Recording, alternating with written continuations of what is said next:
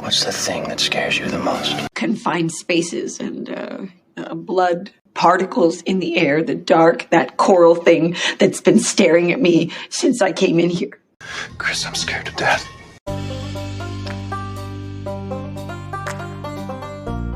Welcome to the Sum of All Fear podcast, the show that examines real-life phobias and the horror movies that prey on them. So pour yourself something strong, Feardos, and let's find out what makes you afraid.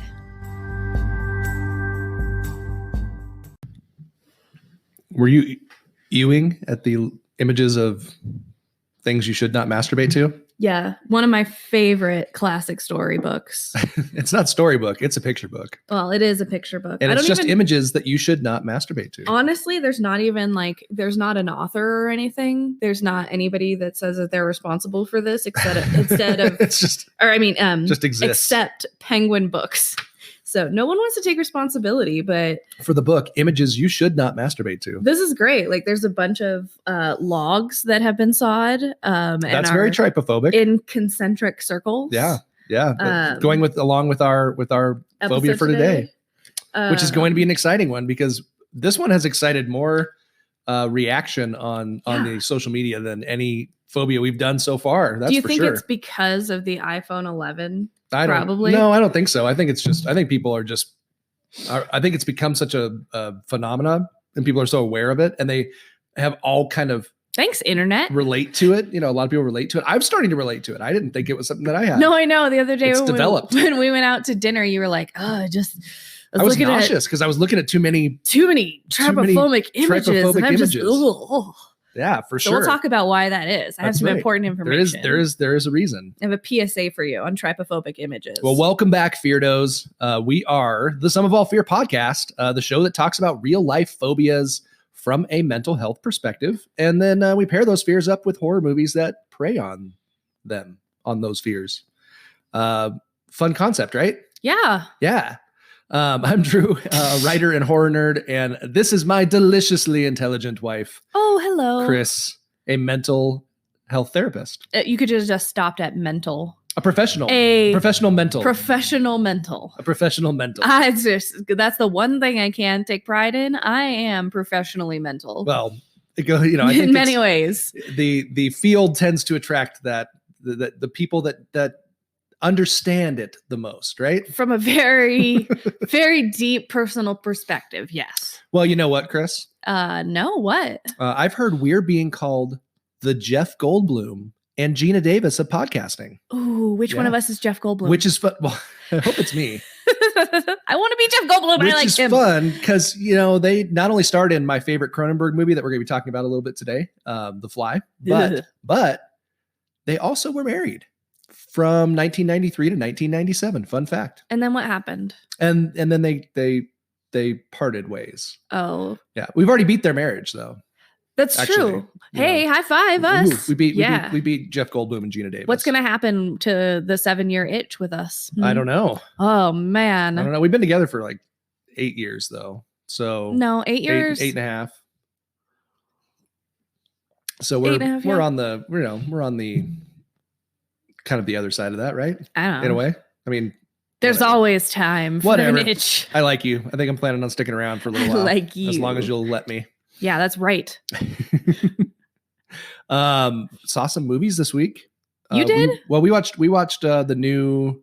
You watched some of it. I think you fell asleep through most of it. But as is customary. Hell House. The LLC. Hell House 3, Lake of Fire, I think. So I didn't understand it because I didn't watch the other. It did connect a lot with the other first two. But it was new on Shudder this week. You kind of liked it. I enjoyed it. You have to take it for what it is. It's not like a super high budget movie. They connected the dots with the first and the second one, which I just thought was fun. It was fun. I enjoyed it. It was a good time. I also went and saw Three on from a Hell mandate with my buddy D, who I have not hung out with in quite a while. I know. So good to see D. So that was cool. I posted up and was like, hey, does anybody want to come with me? Because they were only doing the 3-day run, right? So Monday they had. Did you see they extended that, right? They did have one extra. They're adding one extra day because it did well. But yeah, Rob Zombie, they released it only Monday, Tuesday, and Wednesday this week. And first day was you get a free poster. Second day was behind the scenes. extra footage. And then the third day was a double feature with Devil's Rejects. And I could only make it out the third day. So we went out on Wednesday and saw it. And it was pretty fun. I had a good time. The place was packed and was packed full of fans. And, Rob Zombie is kind of a polarizing. Sure.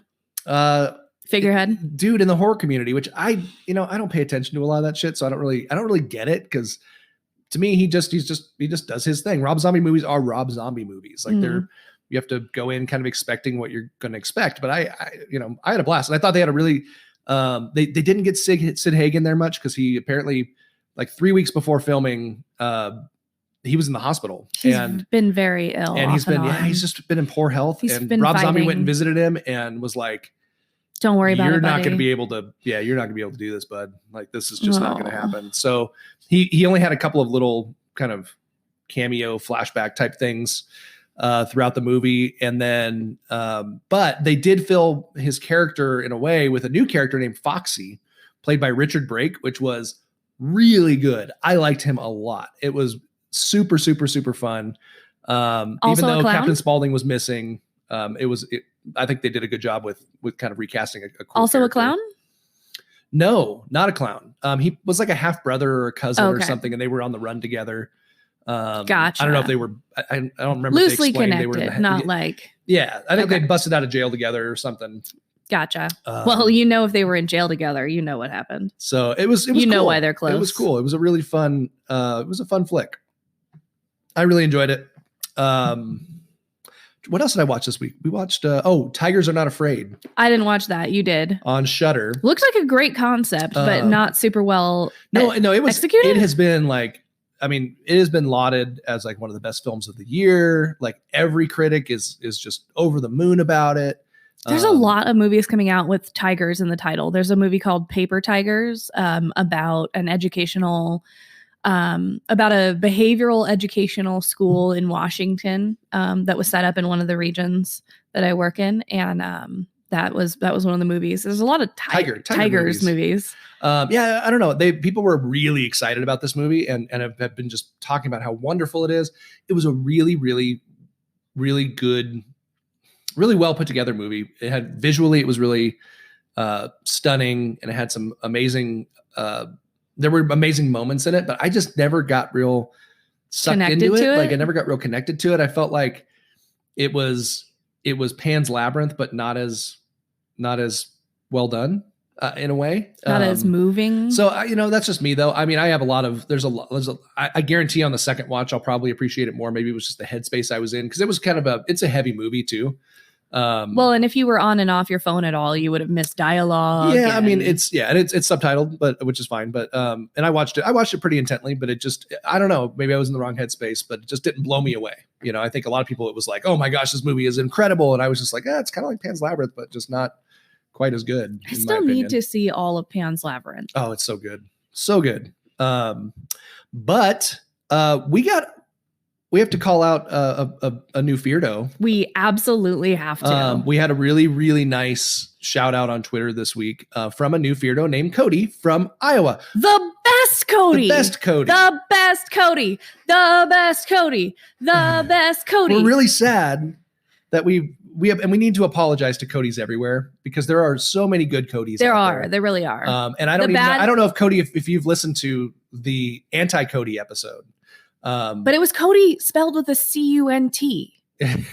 Which is a really interesting spelling of Cody. It is. That's why you have to pay attention. It's a select few. So we apologize for our Cody bashing, and you have redeemed Codys everywhere. Cody from Iowa. He's an IE too. I like that. That's we really appreciate unique. IE. So I hope it's not Kodai. Kodai. It might be Kodai. I like that. That would be really rad. I kind of like the we may just call you that. And although that may be something that's triggering from your childhood, from people pronouncing your name wrong. And it was especially special because the awesomest Cody had just started listening to podcasts, and we were one of the first ones he kind of stumbled onto. Yeah. I'll read his review. He said at Some of All Fear Pod, you guys make my days at work 10 times easier, and the day just flies by. I'm pretty new to podcasts, and yours was one of the first I gave a try, and now I'm addicted to it. I can't wait for more podcasts to come from you guys. We are so happy to stroke your love of podcasts. Yeah, that Woo! warmed the cuckles of your feel my balls. pea picking heart. Your pea picking heart? That's an old Tennessee Ernie Ford song. I really appreciate it, though. Thank you so much for getting feared up with us, Cody. And just know that when we talk about Cody's, it's not about you. That's right. And just like our new Feardo friend, Cody, if you like the show, we'd love to get to know you on social media. So come join the conversation at Some of All Fear Podcast on Facebook and at Some of All Fear Pod on Twitter and Instagram. And if the spirit moves you, you can support us on Patreon like our awesome Feardo friends, James from the Eek Channel podcast. Please check it out. It's badass and full of fun horror movie goodness. And you know what? James is from Fort Wayne, Indiana. Did you know that? No, I didn't. Yeah. When I was living in Chicago, I managed a band that used to stop at the Brass Rail in Fort Wayne, Indiana. That was a club. I think it's still there. Kind of a dive bar, club that had a stage. That was a cool place. So I don't know if James has ever hung out at the Brass Rail, but if so, let us know. Yeah, I had some good drunken times there. And also our Feardo friend Toby from McKinney, Texas, is also a Patreon supporter, and we really appreciate her support as well. Yes, we do. And yeah, so all of our awesome Feardo Patreon friends, we appreciate you. And of course, guys, please go to your podcast apps and give us a rating and a review. We really could use them. They really help push this thing forward.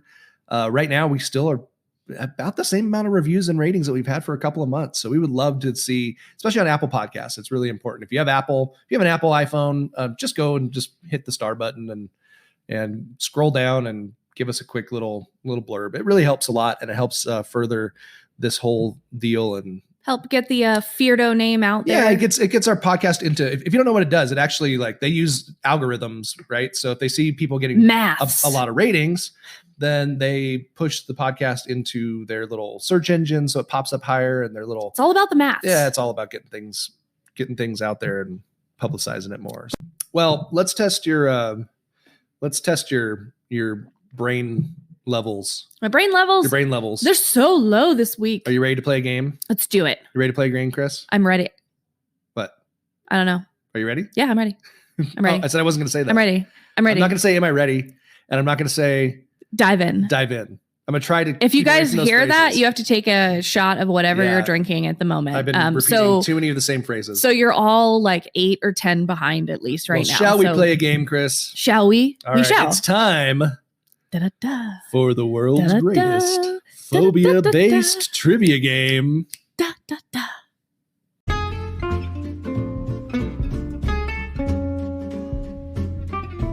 What the fear? You say it now.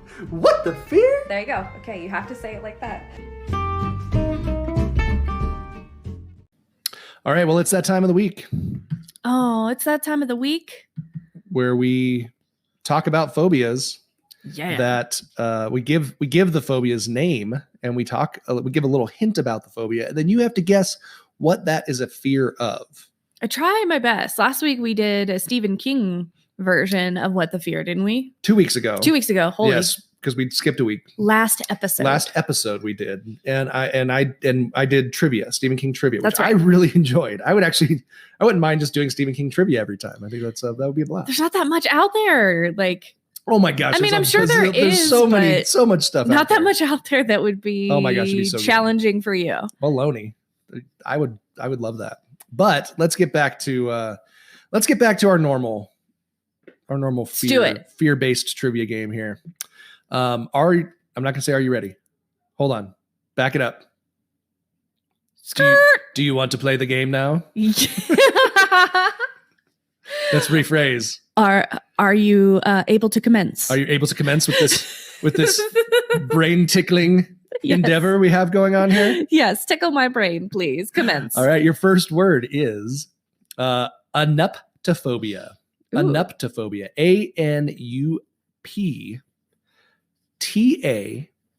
phobia. Anuptophobia. Can I take a stab at it before you even tell me a fact? Sure. Go for it. Fear of getting married. Oh, you are in the ballpark, but not quite. Oh, okay. Now I need. Okay. Not quite there, but definitely in the ballpark. Good job. Way to nail those roots there. Yeah, I'm trying. Yeah, it's funny because sometimes I write these down and I don't pronounce them, but then when I pronounce them, I go, You're like, "Oh, that sounds a lot like that." Yeah, Like that might give it away. All right. Well, when an Untitled breaks up with someone, they're going to load up their phone with Bumble, Tinder, Christian Mingle, Farmers Only, and any other dating app they can get their hands on, especially Farmers Only. Fear of being alone? Close. I'll give it to you.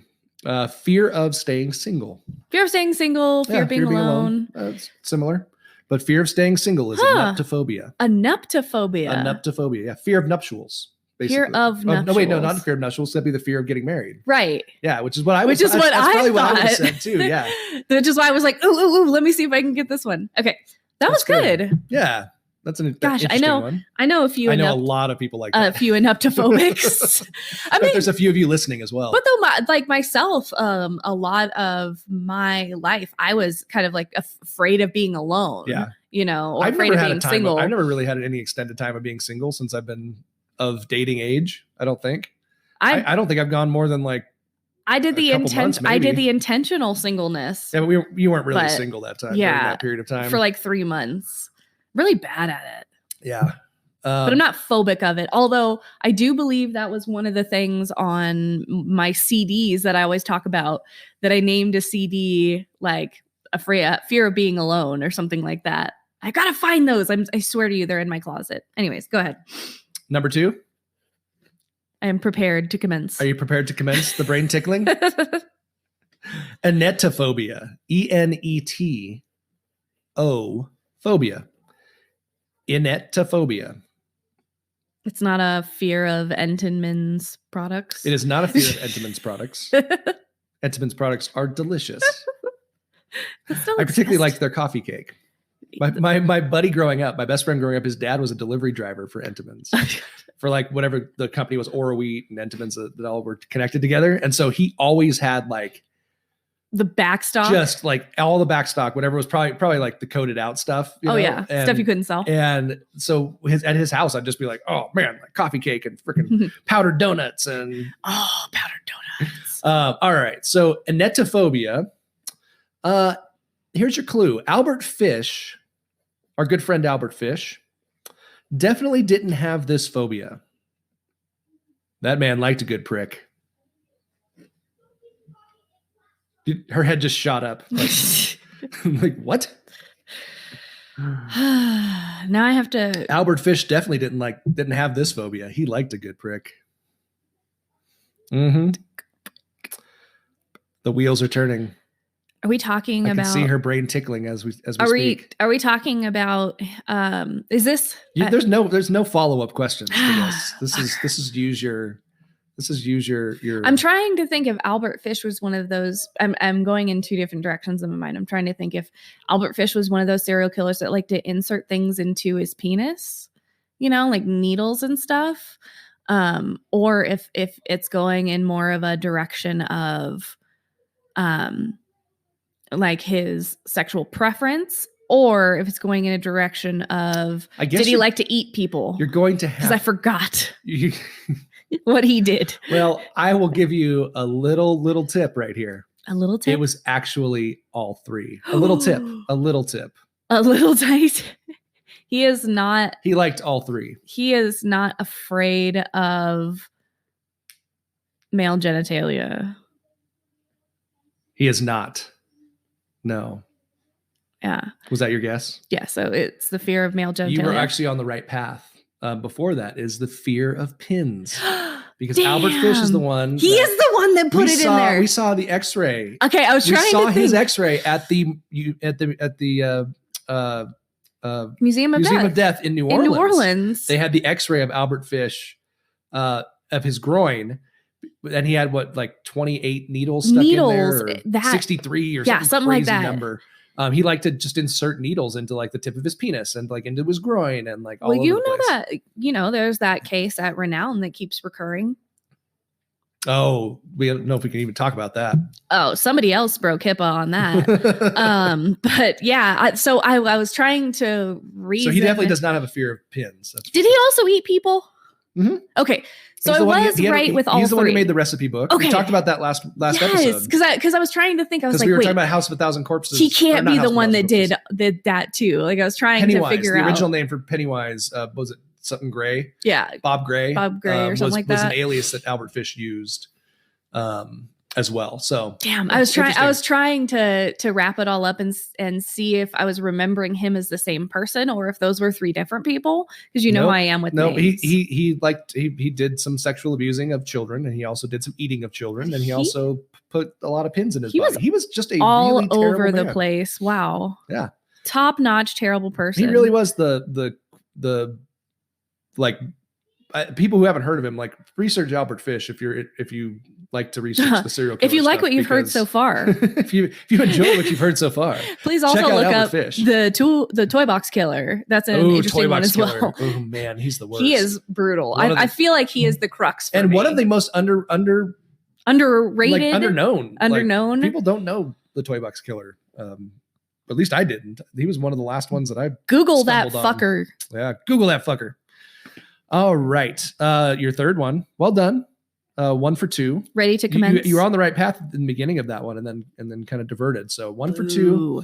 Let's go on to our next. Let's commence with our next word. Proceed. Proceed. Gerontophobia. Geronto phobia. Gerontophobia. This will probably be an easy one. Is it fear of old people? Sure is. I had a feeling after I wrote it, I was like, you know what? I think this one's going to be an easy one. I was like, I was going to say the apartment it's either scene. that- The apartment scene in It Chapter 2 definitely brought out my latent gerontophobia. It was either. Which honestly, like I didn't realize I had gerontophobia until I saw that movie, and But that you was do. that scene really freaked me out. Are you afraid of old people? I think I might be. I don't Well, know. I know that when I had you fill out those little jars of fears, you did put fear of getting old. Yeah, maybe there's something there. I don't know. Oh, we need to explore that further. Yeah, we have to post that up. That was a cool little thing. So it was like all these fears, little jars, and then you fill them up, and then you post it up how much of your jar is full on each of the topics. So it's like snakes and spiders, and we need to post that up on our social media. We will. Well, let's move on and dive in. Nope. No diving. Nope. Reframe. No diving. Reframe. We're going What to. are we going to die? Are we going to dissect? Are we going to leap into it? Are we going to jaunt into it? We're going to slice open. Are we going to murder? We're going to press into tiny little holes. We're going to kneel down on rocks until our knees have a pattern.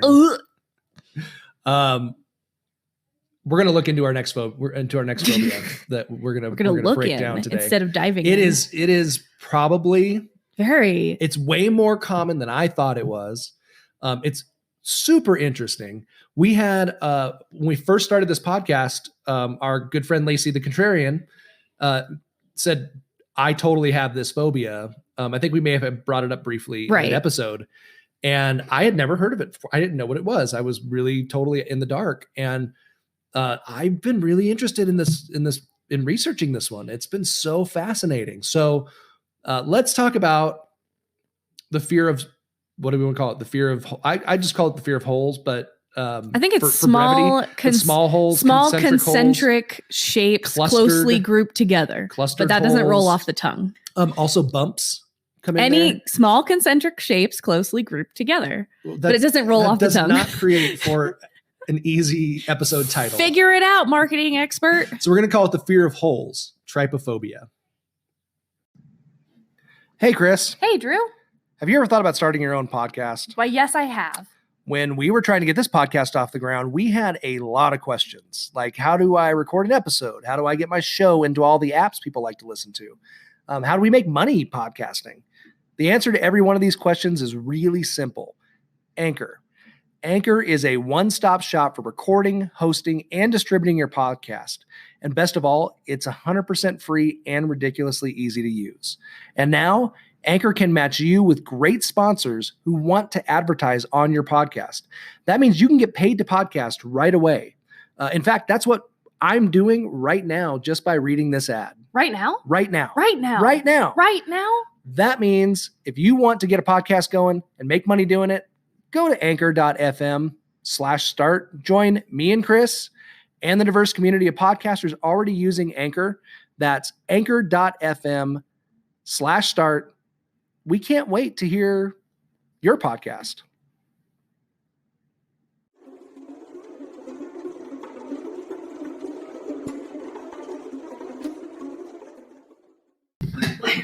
Oh, there we go. Short person issues. Easy there, fuzzy little man, Peach.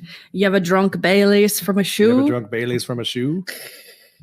I just put Baileys in my coffee, and every time I see Baileys, I think of old Greg.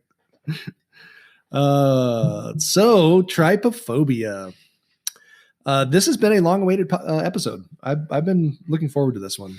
Yeah, everybody is looking forward to it being over so that we stop posting images. Stop posting that are the images online. Yeah, there's a lot of people who are a little bit upset at us this week. Like a little bit like, I get it. But seriously, stop. I understand it, but we're all leaning into this together. We got to lean into it, man. We got to lean into our fears. We are a show about fear. Sometimes we have to just do it afraid. Well, and what's funny is, if you're a listener to this show and you follow us on social media, eventually we're going to touch on something that is as a fear, guaranteed, like an actual fear of yours. And so, yeah, you got to be ready for it, man. It's interesting. This was a term, trypophobia, that really was an internet phenomenon, which is insane. Yeah, around 2005, it became a big social media thing. Where were you in 2005?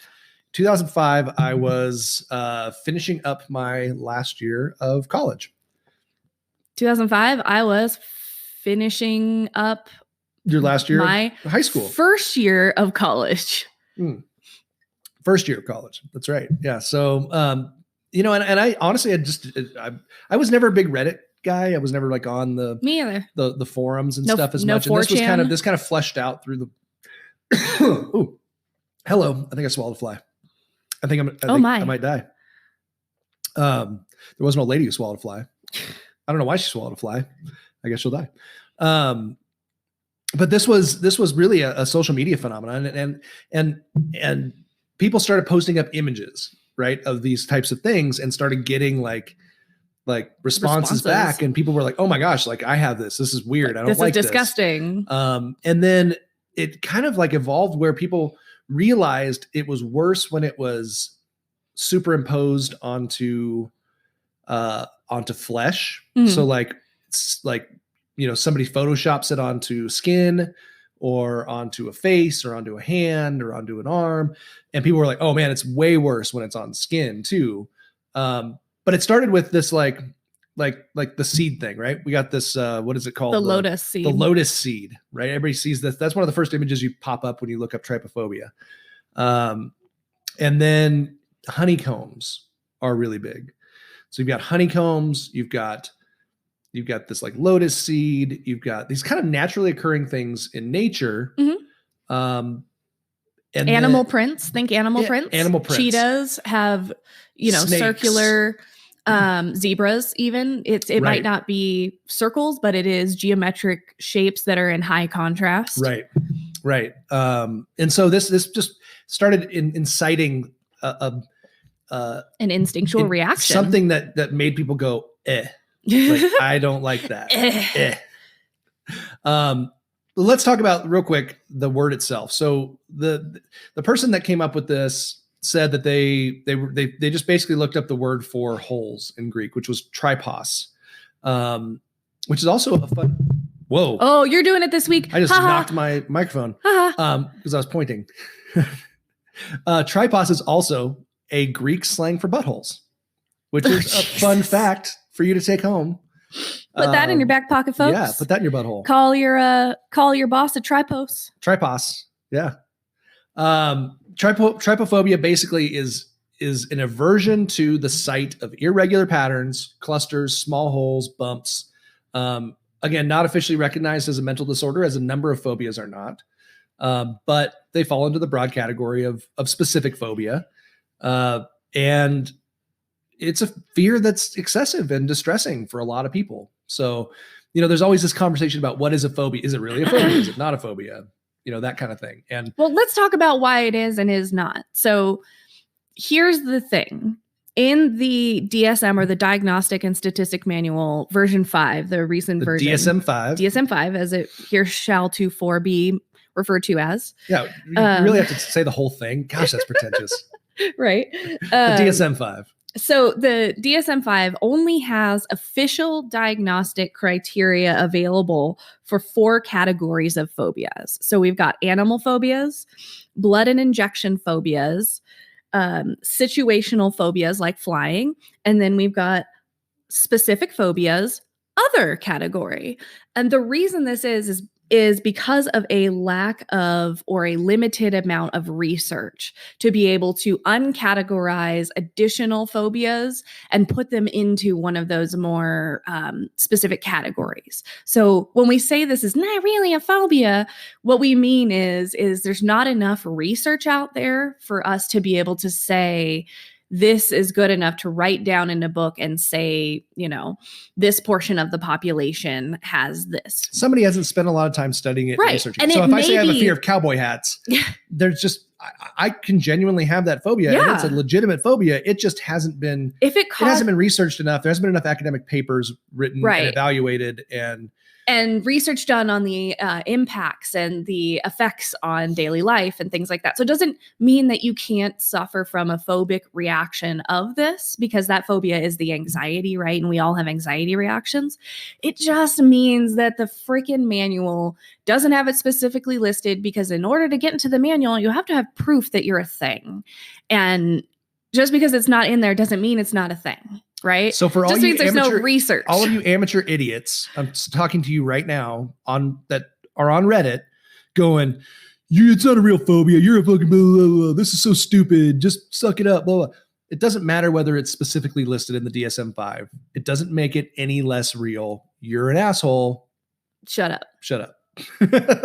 That's period. Like, you think you know everything, you don't.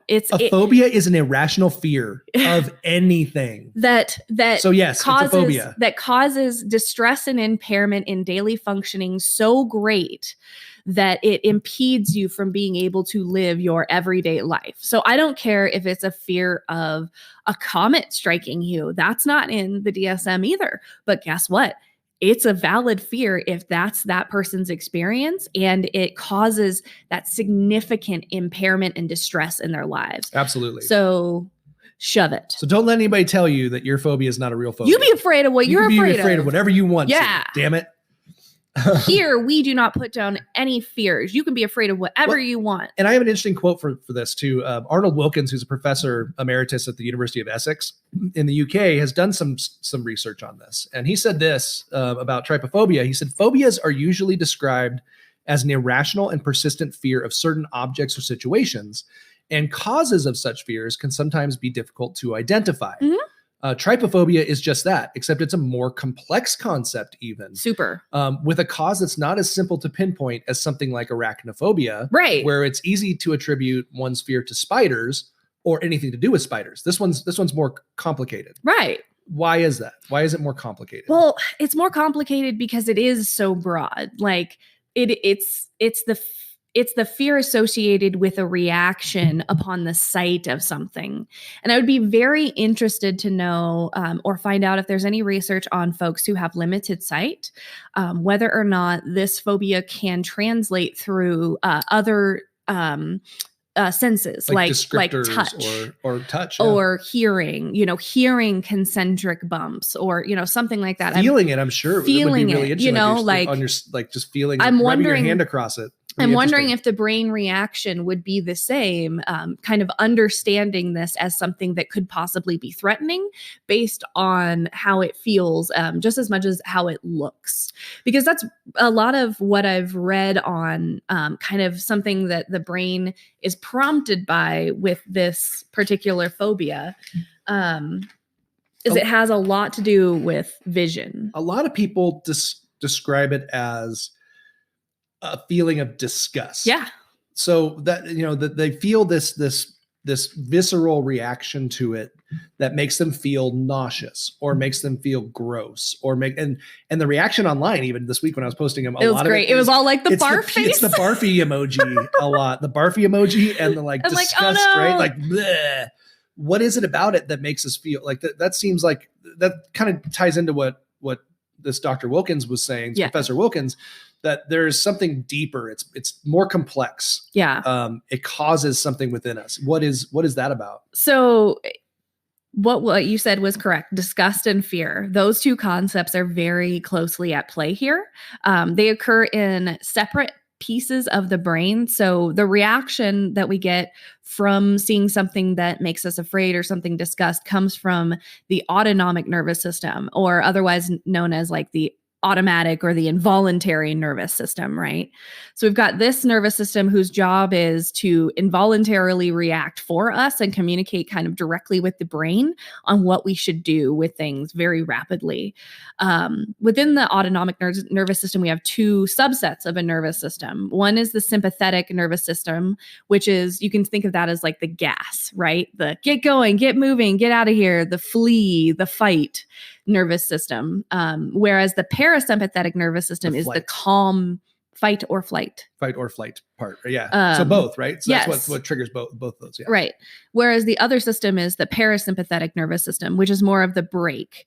It's the withdraw, get away, make yourself small. It's that calm down nervous system, right? Why this is important is because the accelerator is where we see fear.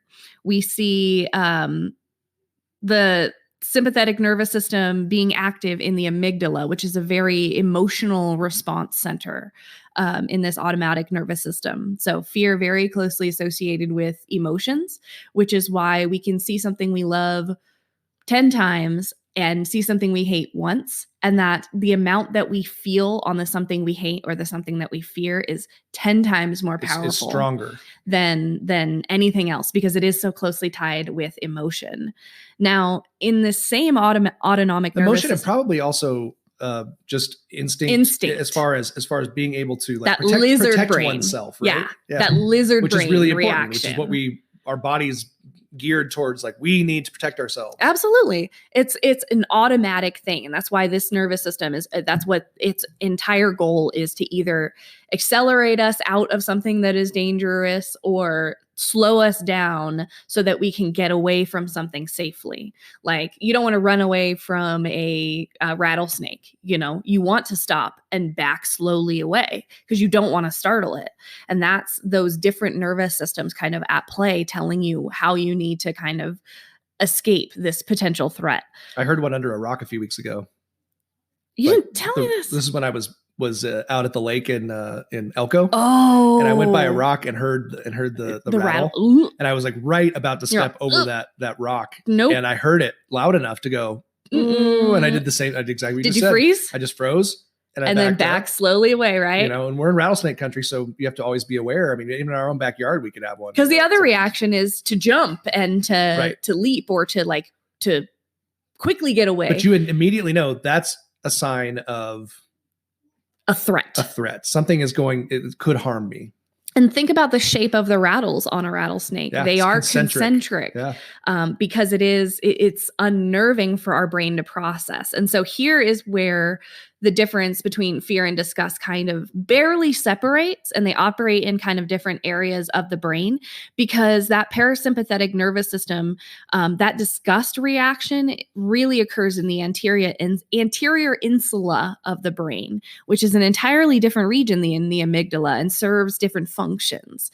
However, they're very closely tied. So you can have a very closely tied disgust reaction as well as a fear response.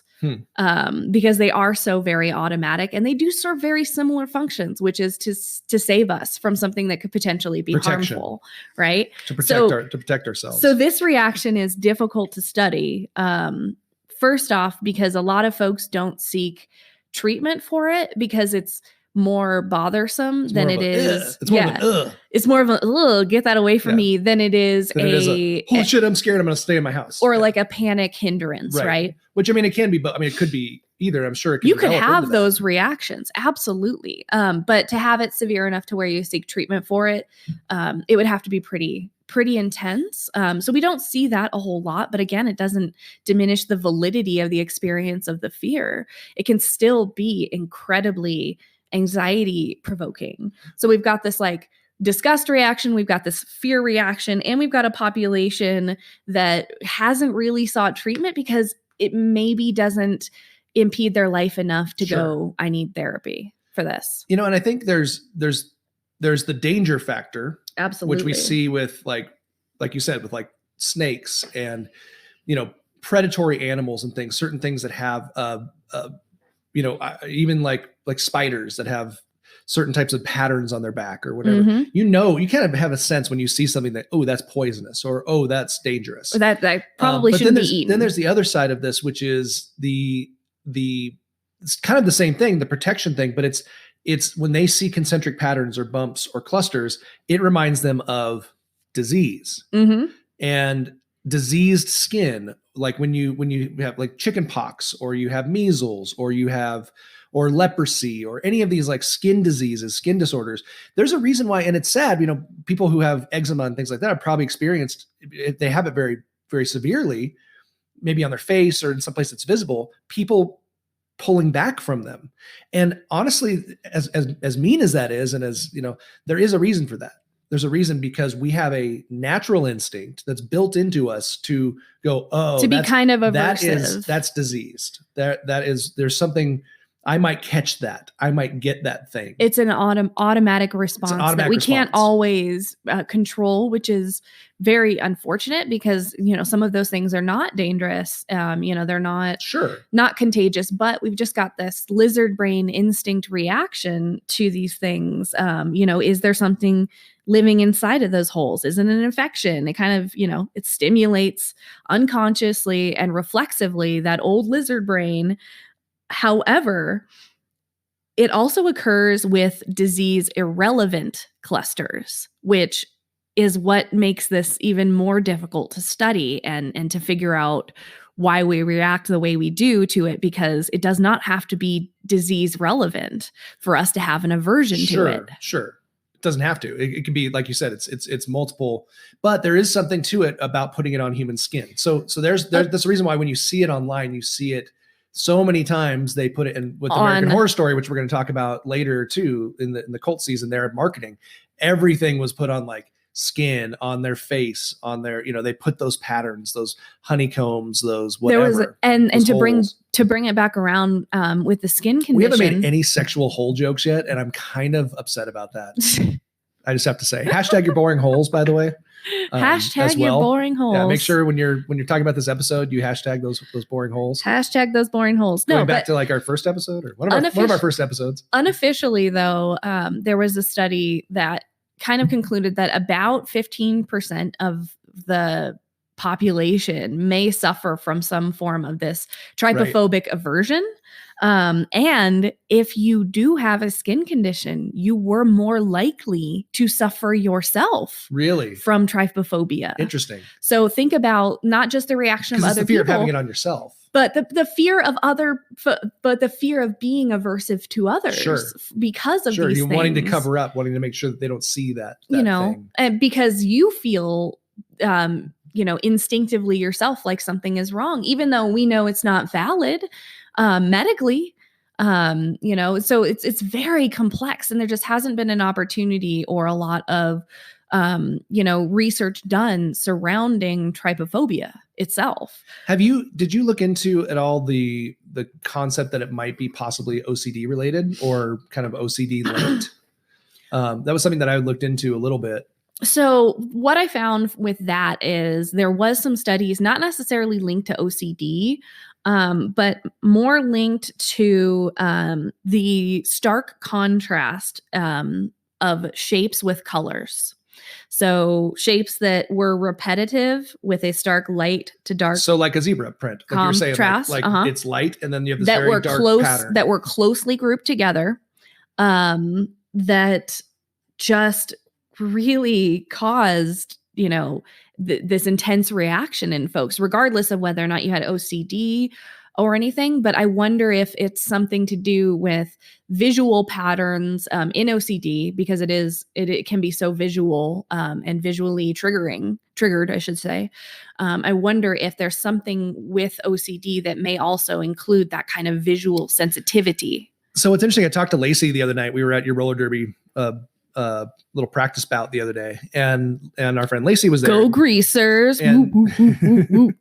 and we were talking about this a little bit, and she was saying that she has this beautiful piece, this tattoo piece on her arm that's a flower and some other shapes and stuff like that. And it was done by Tony Jackson, who he's did, magnificent. He did a tattoo on me as well a while back. Wonderful artist in Carson City. And she has I think all of her tattoos pretty much are done by him.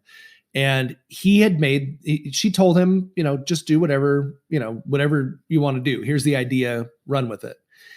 And he had made the flower with very small concentric circles.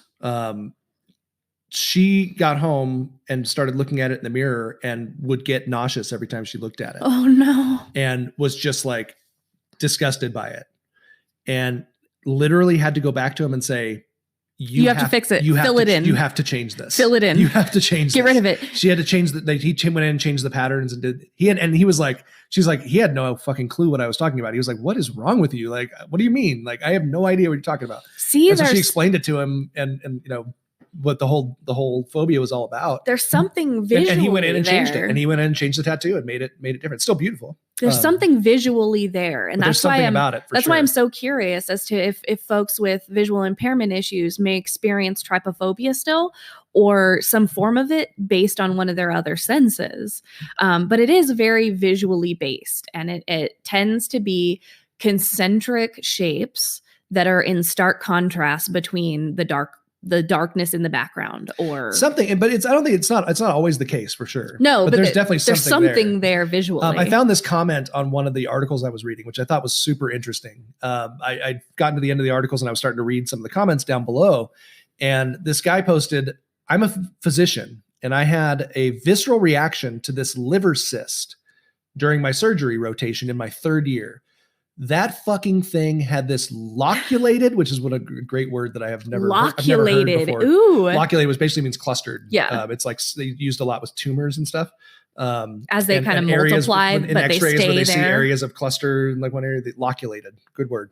That fucking thing had this loculated honeycomb appearance. And I'm shiver cringing as I write this. Shiver cringing. Almost passed out on top of this person. And I'm no wimp. Give me puke or blood or cadavers any day. I thought that was shiver. So he's here he's doing surgery and he's got this person opened up and on the table and he sees this honeycomb, this liver cyst, honeycomb looking liver cyst, and almost passes out. The guy's in hands deep in blood and guts all the time, and he almost passes out when he sees that. Isn't that crazy? That's nuts. I thought that was really interesting. And that's that override of the autonomic nervous system. Yeah. It doesn't matter logically what you've done before, or that this is what it's going to look like. Sometimes it just incites this reaction that we cannot physically stop. So interesting. Very, very interesting. Well. Is there anything else that you want to add on this section before we can always kind of jump back when we go through our movies and stuff, but is there anything else that you wanted to kind of throw in there? No, let's go for it. Cause I'm ready to shiver cringe some more. There's a lot. So there's a lot of trypophobic scenes in horror movies, and there's a lot of characters that use that disgust reaction. Yeah. And I think it's funny. I think that before this even became a term or a thing, it was already grossed out by it. It was already established and people already kind of knew that was a gross, or it made them uncomfortable. Yeah, and we didn't even know why. It just wasn't the things, because you have like Freddy's face and skin is very messed up and diseased looking and trypophobic, right? And there's a scene in Nightmare 3, Dream Warriors, where he has the syringe hands and and Punk Rock Taryn is like a druggie and he injects her, and then there's these little bumps that kind of come alive on her arm and like get on, and they give it like an up close look to it. I've heard that's a very triggering scene for a lot of people. But even like Jason's mask, all the clustered holes in Jason's mask, Pinhead from Hellraiser, the little, just his kind of symmetrical holes all through his face. If you feel bothered and uneasy, during one of these movies and you're not sure why, stop and ask yourself what you're seeing visually that might be triggering something automatically under the surface, making you uneasy. And there's tons of body horror, like body horror movies are one of my favorite categories. Like I love body horror, just like gross, transitioning, nasty, good special, like those good practical special effects. And lots of body horror has this, in Slither 2005, when there's a lot of just grotesque and bumps. Cabin Fever, when she's like slicing her leg off and all that. But I wanted to talk about, and I could have talked about a lot of different movies, but I decided on The Fly and The Stuff. Because those were ones that seemed to come up a lot when I asked people about more of the body horror side of things, right? Like the bumps and the just kind of diseased skin and that kind of concentric, can't get enough of the stuff. It's good stuff. They just took it off of Shudder literally yesterday. I'd watched it 2 days ago, and apparently yesterday somebody was like, I was halfway through it, and then it was just gone. And when the Joe Bob had a commentary on it too, which was really fun. So balls. Gotta watch that stuff, man. Gotta file it away. And hopefully they'll do like a Shudder Presents like Blu-ray collection of I would Joe hope Bob. so. That'd be really smart. Someone would be stupid not to. But yeah, bumps, lesions, holes. These are all trypo-triggering effects. Trypo-triggering. That's what I coined that phrase. Trypo-triggering? Trypo-triggering effects. I like it. And so let's go ahead and roll our first trailer for 1985's The Stuff. Roll that beautiful bean footage. Oh my goodness.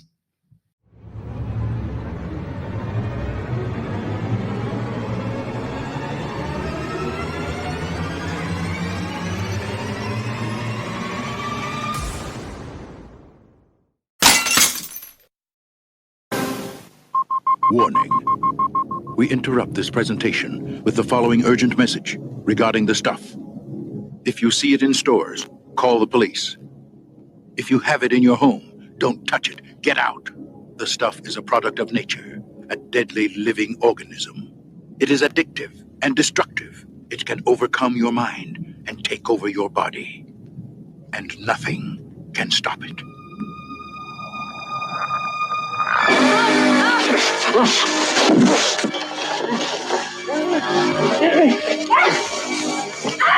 Are you prepared to say on the air that you've actually seen people devoured by the stuff?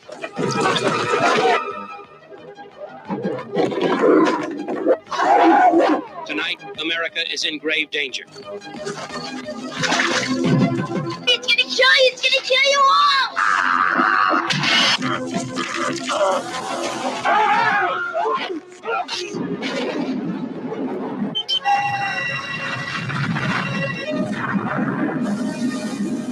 The Stuff. You have been warned.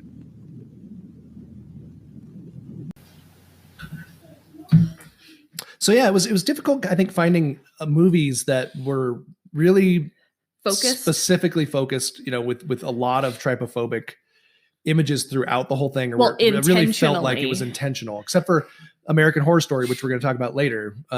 Which From I think is the start first to finish, the first, and it acknowledged it in the first two episodes. It really did. Like it made an intentional effort. It was great, which was perfect for, I think, our conversation, and people really reacted to it. But one of the scenes, so I tended to pick movies that had interest, like scenes or a couple of multiple scenes that kind of stuck out. And I also love these two movies, so I figured we'll squeeze Can't these get in. enough of the stuff. Hopefully we'll. Why aren't you wearing your Fly t-shirt? I know I'm not. What the fuck, I know. man? I don't know. But The Stuff, we will probably get into again when we do Fear of white oozy goo. I don't know. Are we going to do that? Yeah. That's the most Fear of sexual jizz? thing you've ever said Fear of on the jizz? show, which is a lot. But this movie came out in 1985. If you haven't seen it, it's a really fun 80s body horror. It has this. It's great. Has this anti-corporate, anti-consumerism message and some kick-ass commercial music videos, just right in the middle of the 80s too. So it was just perfect. It was directed by King Cohen himself, Larry Cohen, rest in peace, died earlier this year. King Co. Gave us, It's Alive and God Told Me To and Cue the Winged Serpent. Cue the winged The serpent. Winged Serpent, which you need to check out on Shudder, which is still on there. I think, with the Joe Bob commentary. I think Q is still on there. I know they took off the stuff, but I think Q's still on there, which is great with the Joe Bob commentary. It's so good. And also watch the King Cohen documentary on Larry Cohen, which I think is also on Shudder. If not, it's on a bunch of other apps. And if you don't have Shudder, just fucking break down and buy it, yeah, please. it's really not that $5. expensive. We really should be sponsored by them. I don't know why we haven't been yet. Shudder. Mm-hmm. Come on, guys. But here's the quick synopsis of it. A private detective investigates a new consumer taste treat that's absolutely delicious and just possibly lethal. This delicious treat, called the stuff, is actually a living, parasitic, and possibly sentient organism that gradually takes over the brain and then mutates those who eat it into bizarre zombie-like creatures before consuming them from the inside and leaving them literal empty shells of their former selves. Could not be a more sexual, Oh my gosh. horror Yeah, theme. when we were watching it with Joe Bob, I kept making memes to send it to Darcy. to Darcy, the mail girl. That just I couldn't not Nuts. it could not just be about jizz the whole time because it was this white creamy stuff. So it was like the episode of How I Met Your Mother when they all were going through like the marathon and having spunk. Spunk, yeah. Spunk. Barney, Oh wait, no, it wasn't. It wasn't. No, How I it was Met Your the Mother. League. It was the League. Spunk. That was definitely a hearkening. But I kept thinking of, so there's a scene in the stuff where a dude gets plastered to the wall in the motel room with the stuff, with the white stuff Scary sticking into the Movie. wall. It reminds me of the scene in Scary Movie Yep, with Scary Movie. with what's her name? What is her name? Is the stuff Anna Faris Is the stuff was riding the dude? Yeah, and then he comes Oh, and yeah. just plasters her to the ceiling. because he's a virgin. Oh, it's so good. Reminded me of that. But yeah, this the movie stuff is good stuff. It stars Larry Cohen. Stars Larry Cohen's go-to actor, Michael Moriarty, and also stars a Goodfellas mobster, Paul Sorvino. Paulie Cicero from Goodfellas. Paulie. Didn't he get sent to the bottom of the ocean? No, he was. I don't remember. Did he? I don't think he ended up dying in that one. Did they end up knocking him off? I can't remember. But he went to jail for a little while. It's been a while since I've seen that. But this movie, so when the real trypophobic parts of this movie are when the parasite, after they eat the stuff and the stuff has done whatever it's going to do to them, it eventually Bubbles up to the surface of their skin. Kills them by mutating their bodies and making them all like kind of break down. And during these scenes, whoever did the practical effects, which I probably should have given them credit, they use a lot of like holes in the backs of their mouths. Like their mouth would open up all funky and weird. The one that's the most talked about and the worst scene, I think, for trypophobics is Chocolate Chip Charlie Hobbs, which is played by Garrett Morris, who was on SNL for 5 or 6 years. During the good years? Yeah. 75 to 1980, like Wow. the best years. I mean, the really good years. He went through the transformation. Like he towards the very end of the movie, it's like the last 10 minutes of the movie. He goes through this transformation and his jaw unhinges. And as his jaw unhinges, you see these diseased looking holes in the back of his mouth. I just don't And like the jaw unhinging. As his part. jaw gets wider and wider, you just see it more and it really focuses in on it. And I've heard people, so rude. when we talked about this, we were asking people about scenes in movies. That one came up a lot. So that was the reason why we wanted to mention the stuff. Not going to go into it too long. Going to leave it here. If you haven't seen it, go get definitely it. You won't a be able to blast. get enough of the stuff.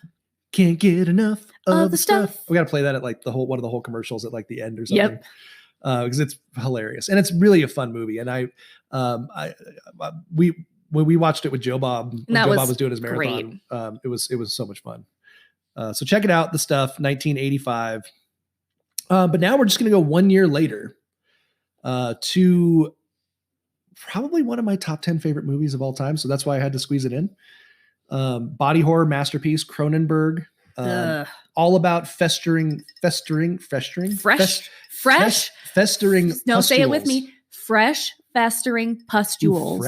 Fresh festering pustules. Ooh, I like that. Fresh festering pustules. So let's roll the trailer for the 1986 body horror masterpiece, The Fly. Roll that beautiful bean footage. Oh, do not do that again.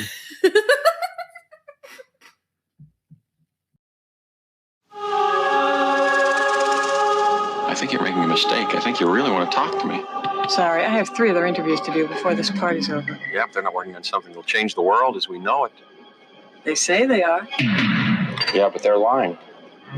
There is a limit, even to the imagination. Human teleportation, molecular decimation, breakdown, and reformation is inherently purging. Where our greatest creations meet our deepest fears. Something went wrong, Seth. When you went through, something went wrong. You are about to go beyond that limit.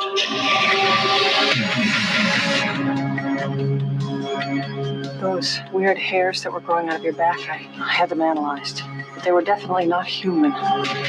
If you saw how scared and angry and desperate he is. I'm sure Typhoid Mary was a very nice person, too, when you saw her socially. No! You're afraid to be destroyed and recreated, aren't you? You're changing, Seth. Everything about you is changing. Oh, no. What's happening to me? Am I dying? I want to know what's going on. What does the disease want? It wants to turn me into something else. Oh, no. A fly got into the transmitter pod with me that first time when I was alone. Don't go back to it. Could be contagious. I'm afraid! Don't be afraid. No. Be afraid. Be very afraid.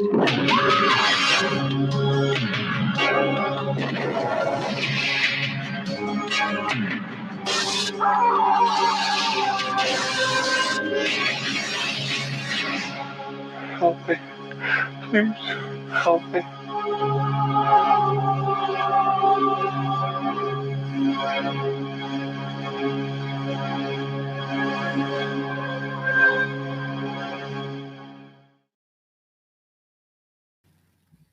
So this is our main honorable mention for Trypophobia, 1986's The Fly, which I do have an awesome t-shirt of that I'm not wearing. Piss poor planning, Shattuck. Well, considering it's 10 o'clock on a Sunday and there's nobody else here but you, I suppose. Piss poor planning, Shattuck.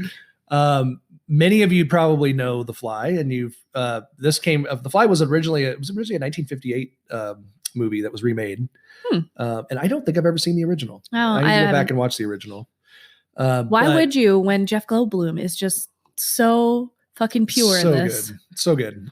David Cronenberg movie. I am a huge David Cronenberg fan. He is the father of modern body horror. Like that's his. He's the father of modern gross. A lot of good gross. One of my favorite directors, top 10 film for me for sure. But I also love like The Brood and Scanners, Rabid, which by the way has a remake. The remake just came out by the Soska sisters of Rabid. Ooh. Came out last month. What else did the Soska sisters do? American Mary. Okay. Yeah, they've done a handful of movies. I think that's the one I know from. Soska sisters released at Fright Fest a few weeks ago. Look for that. I've heard it's really good. They actually got kicked off of Twitter because they put an image up that was nice, so grotesque. Apparently, that Twitter banned them for a while. Cool. How do you do that when there's porn all over Twitter? I mean, I'm not really sure how that works, but there's porn on Twitter. Oh yeah, tons of porn. Oh, yeah, you can just look up anything and it's on there. Twat. So. You don't twatter. Yeah, Cronenberg's a master, and one of the things about this phobia that I think really triggers people is that like diseased, bubbling bumps. Just the is it gonna get on me? That kind of nasty, thing that we see in these body horror flicks. Right? Do you remember these when concentric little bumps and these concentric little things that pop up on people's faces and arms? Do you remember when people are transforming? Do you remember that one Christmas when I got hand, foot, and mouth disease? Yes. And the palms of my hands were covered in tiny little dots. Yes. Red dots. Yeah, hand, foot, and mouth disease. And they were itchy. They were so itchy. I would cover my hands in Benadryl cream and then sleep in mittens. Otherwise, I would scratch the skin off of the palms of my hands. It's so similar to how shingles. It was horrible. My ex-wife got shingles Maybe it's just living with me that causes these stressful things to pop up. But no, she got it when she was I got that from the boys. Remember, the they boys brought it home from school. barely had it. Thank God. Yeah, they had it very lightly, and then you got God. the worst. That's fine, but I felt the visual disgusting. is terrible, but also the feeling that you can't scratch an itch. An under your itch skin. you can't scratch. Oh, it was the worst. But like just seeing those concentric holes on my skin, I remember being like disgusted and this is fucking disgusting. Well, so Cronenberg is the master of putting those disgusting things into our brains. And so much so that he's become an adjective. Really. Yeah. I mean, Cronenberg is Cronenbergian, and Cronenberg is like he's made it to Family Guy. So. Rick and Morty. And Rick and Morty. It was Rick and Morty, not Family Guy. Oh, I'm sure he's made it to Family Guy too. The Rick and Morty episode where they all turn into Cronenberg was the best. Yeah, that was so good. And I think that's what we should all attain in our lives, is try to become an adjective, right? I mean, don't we want to all be an adjective? That's a great thing to aspire to be. Be an adjective. Be an adjective. Yeah, something that, although you don't want to be, it could be a negative. Though, I was like, you don't want to be like, don't be such a fucking Drew. I mean, don't be a Bundy. That's probably don't be a Bundy. That's probably not a good thing, right? No. Well, let's get the synopsis here. Quit being so OJ.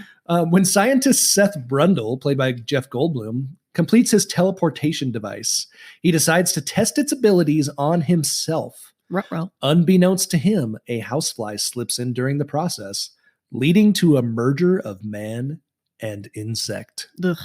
Initially, Brundle appears to have undergone a successful teleportation, but the fly's cells begin to take over his body.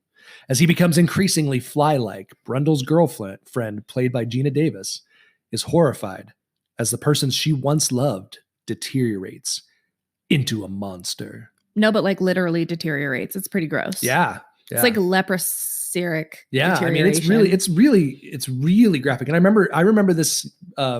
One of the reasons it's one of my favorites is because it was a kinder trauma for me, because I was told to go to bed. Trauma. This was one that I distinctly remember.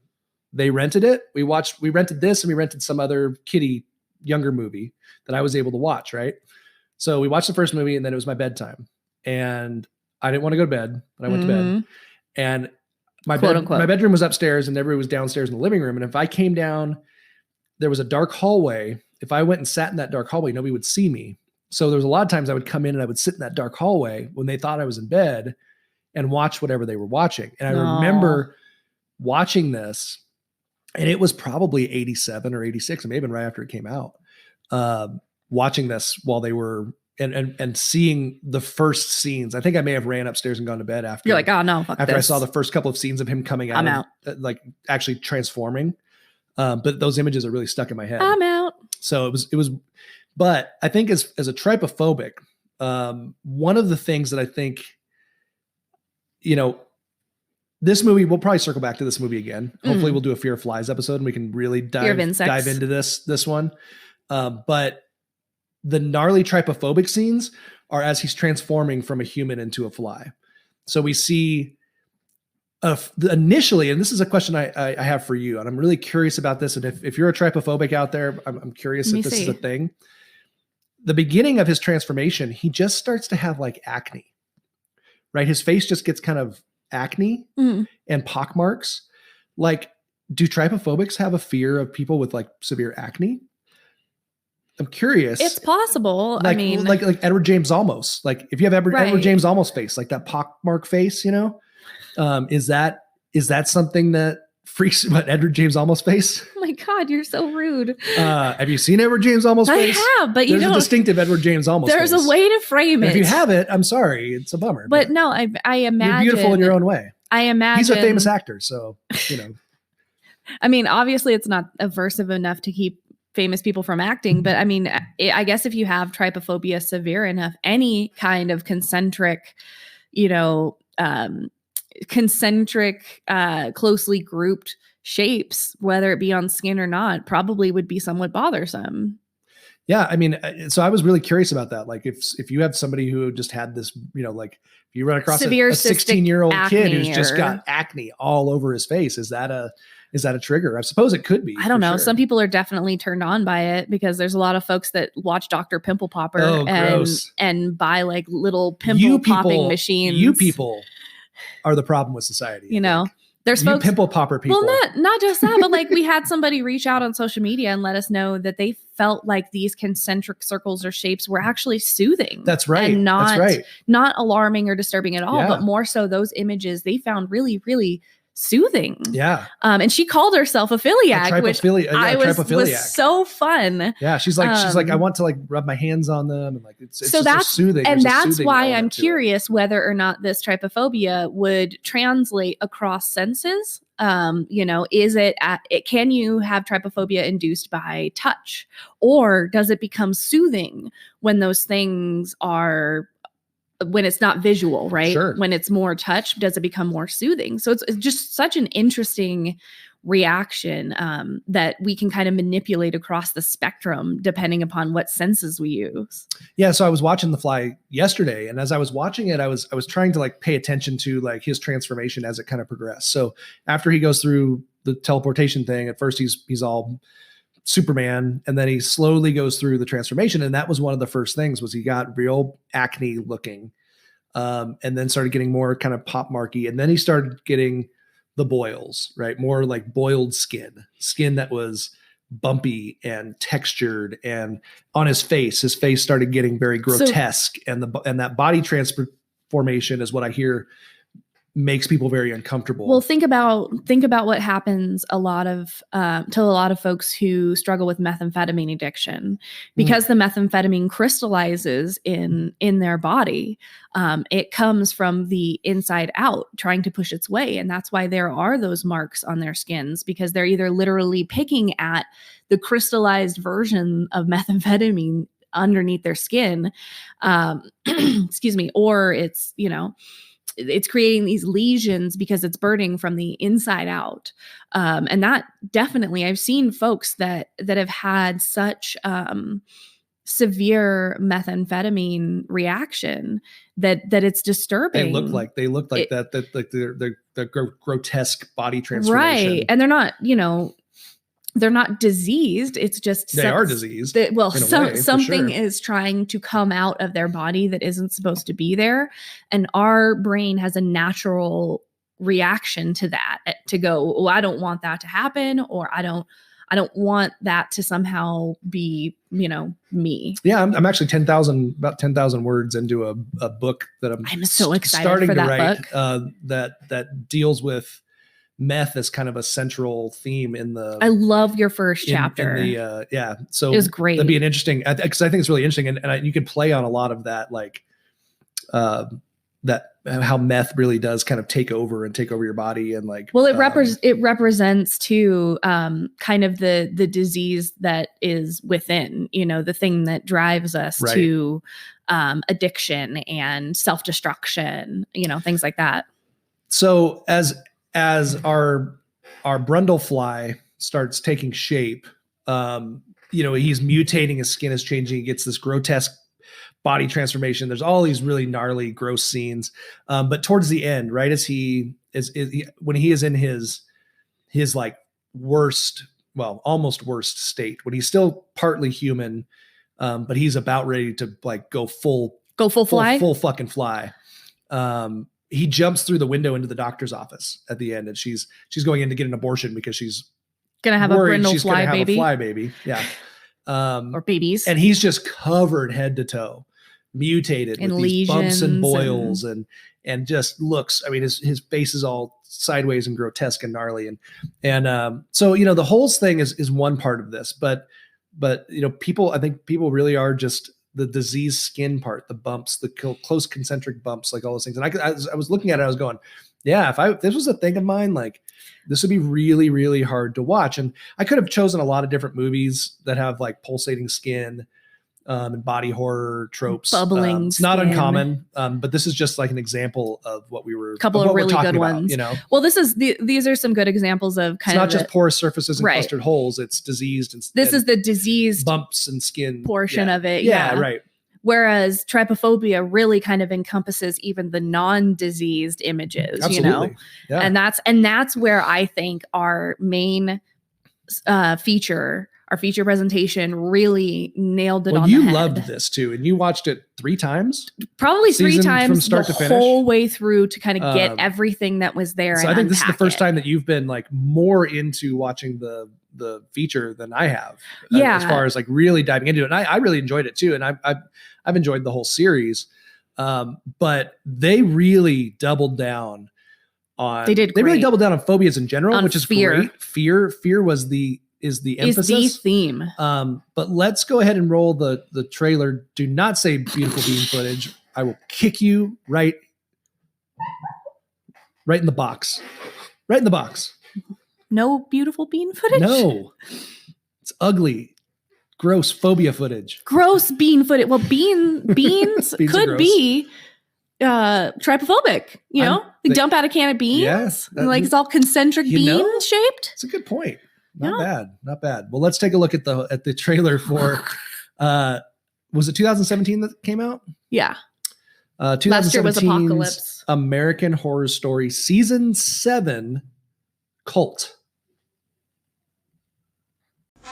And now our feature presentation.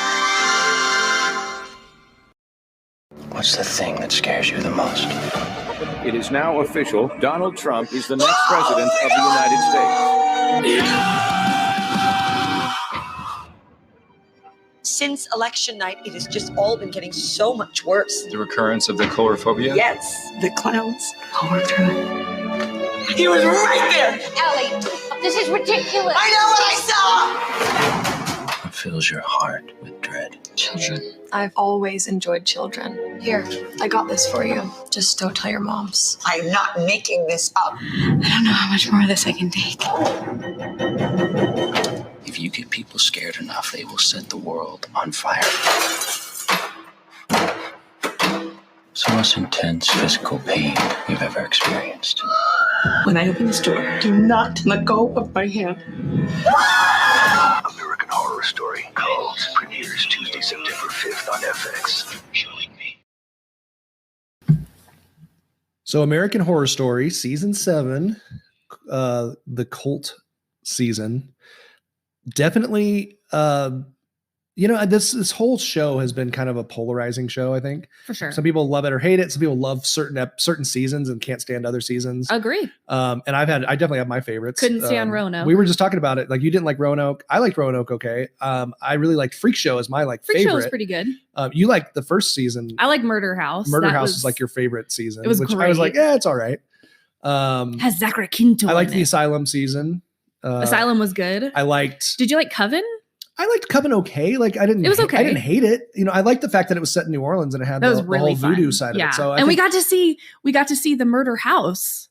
Remember, we went by the house that's based on that murder house, La Laurie Mansion. Yeah. The La Laurie Mansion. Yeah. We saw that when we were in New Orleans. It's turned into like apartments, Yeah. and they try and pretend like it didn't happen there, but it did. Yeah, and it was Angela Bassett played Marie Laveau, Mhm. and that was a great season. But this Cult season, we'd started watching last year, I think, sometime, and we got maybe halfway through it, and we didn't finish it. Yeah.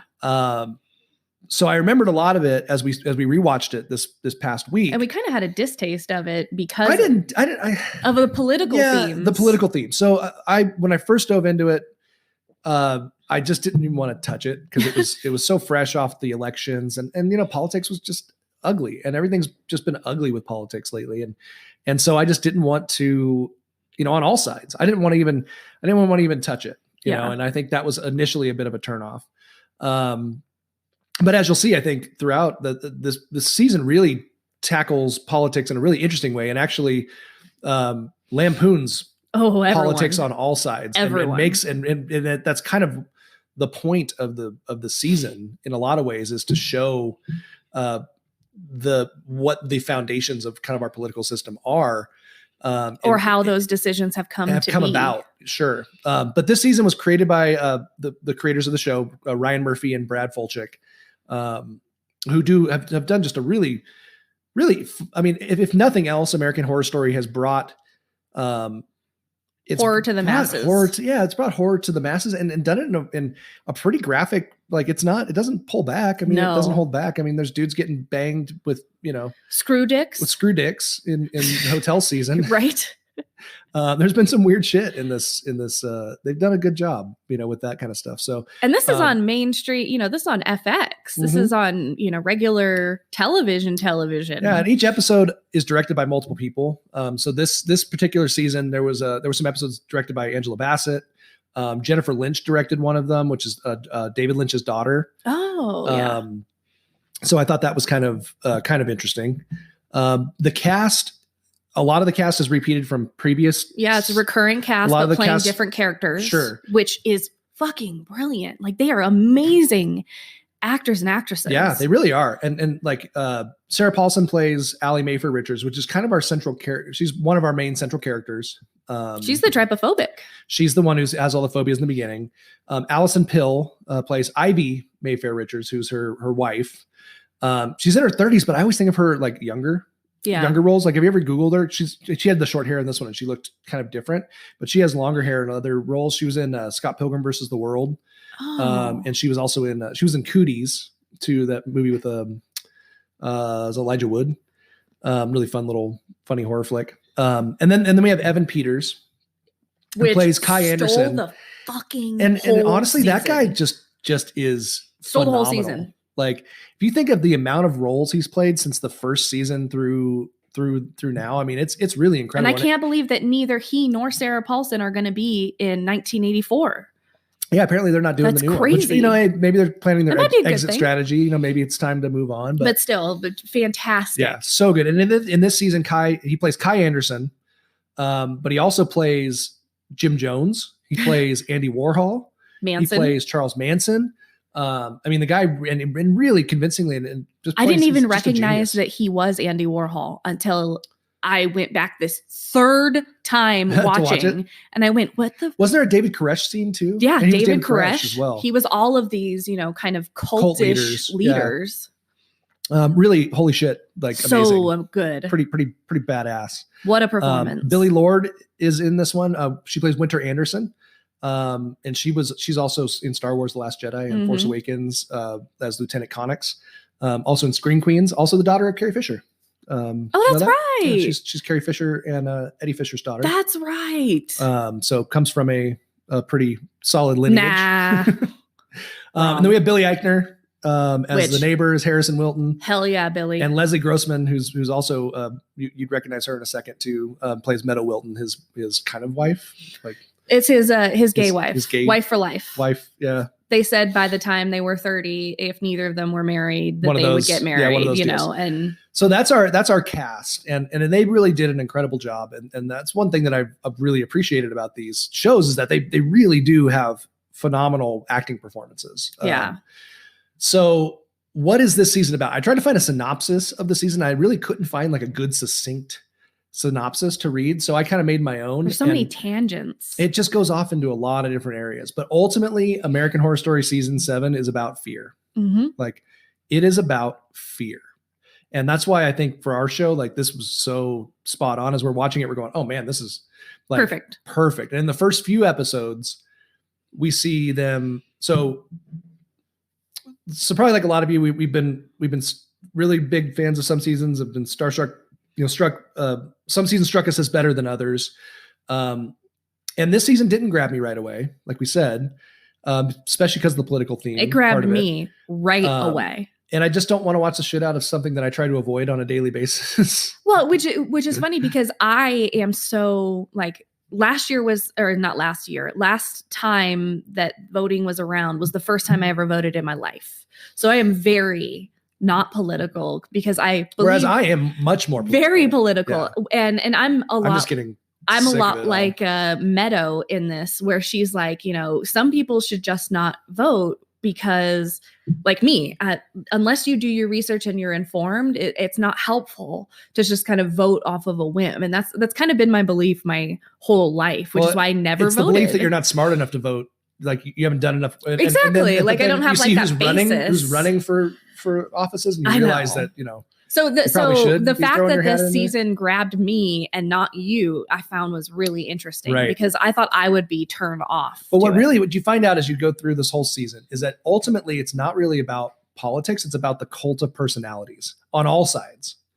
and how fear motivates us and controls our lives. It's really about the glitter. It's about how fear controls every part of our lives, and it spends a fair amount of time, I think, lampooning both Democrats and Republicans on both sides, and really shows like what's motivating these various parties. But we start out with our main character, Allie Mayfair Richard, Sarah Paulson. And they're really demonstrating in the first few episodes the practical picture of fear. Mm-hmm. This is how I put it. The everyday picture of fear. Practical picture of fear displayed through everyday phobias, mm-hmm. right? Some phobias that we may consider, extreme, but she has others that are common. She has a whole fucking mess of them. Yeah, she's got a bucket. So she suffers from some that we've covered already. Coulrophobia, the fear of clowns. She suffers from hemophobia, the fear of blood, which we haven't done yet. We should do that one. Phoretrophobia, which is the fear of coffins. Actually, she may not be. That was the other couple. Was the other couple. There was another couple that suffered from the fear of coffins. But she was agoraphobic as well, which they brought up. And we find out all of this while she is undergoing therapy. Right. She's going through a therapist, and the therapist is bringing out. And she is calling out these phobias. She's saying, the election brought, right. We have Trump winning the election. We show the beginning, right. We got the election going on. Trump wins the election. Kai Anderson blends up a bunch of Cheetos and then puts them all over his face, which is to rub it into his simultaneously hilarious and the most disturbing thing I've ever seen. Pretty disturbing. But then we have we have Sarah Paulson and we have the main couple, Ivy and Allie, who are a lesbian couple. And they have a son. And they are losing their mind right after the election. Donald Trump won.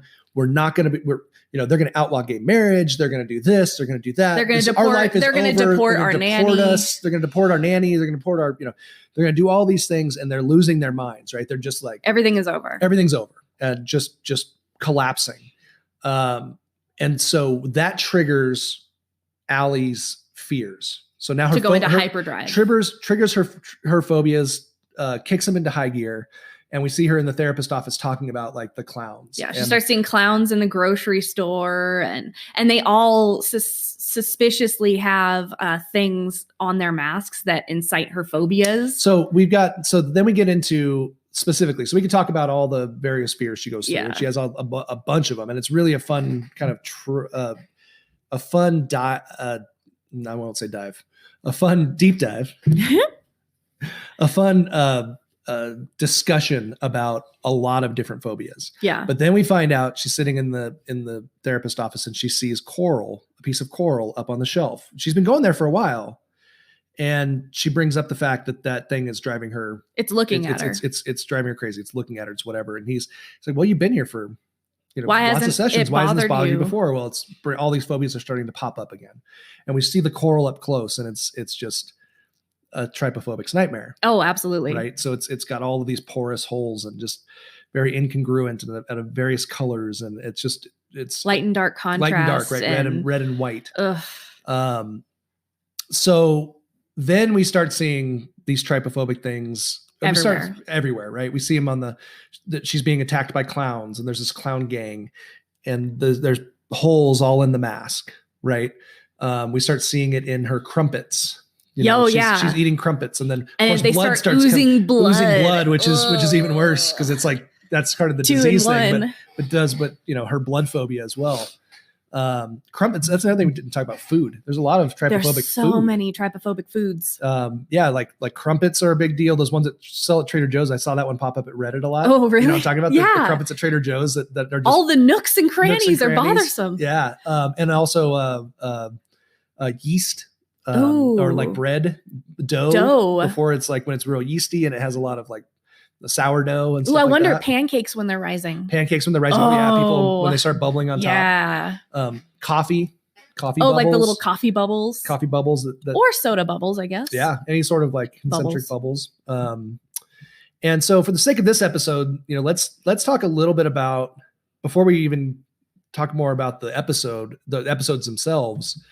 Let's start with the marketing for this season. Brilliant. So people went so far. I even saw like comments. There was an American Horror Story cult Reddit forum that I was reading through, and there were people who literally said you people are disgusting and irresponsible. Like, how dare you trigger people like this? Like, that's how visceral people were. Yeah, they did not like.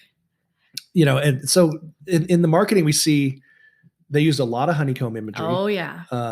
And one of my favorites was the nose of the clown. They actually had the nose of a clown in one of the ads was all a honeycomb. It was red, but it was all a honeycomb.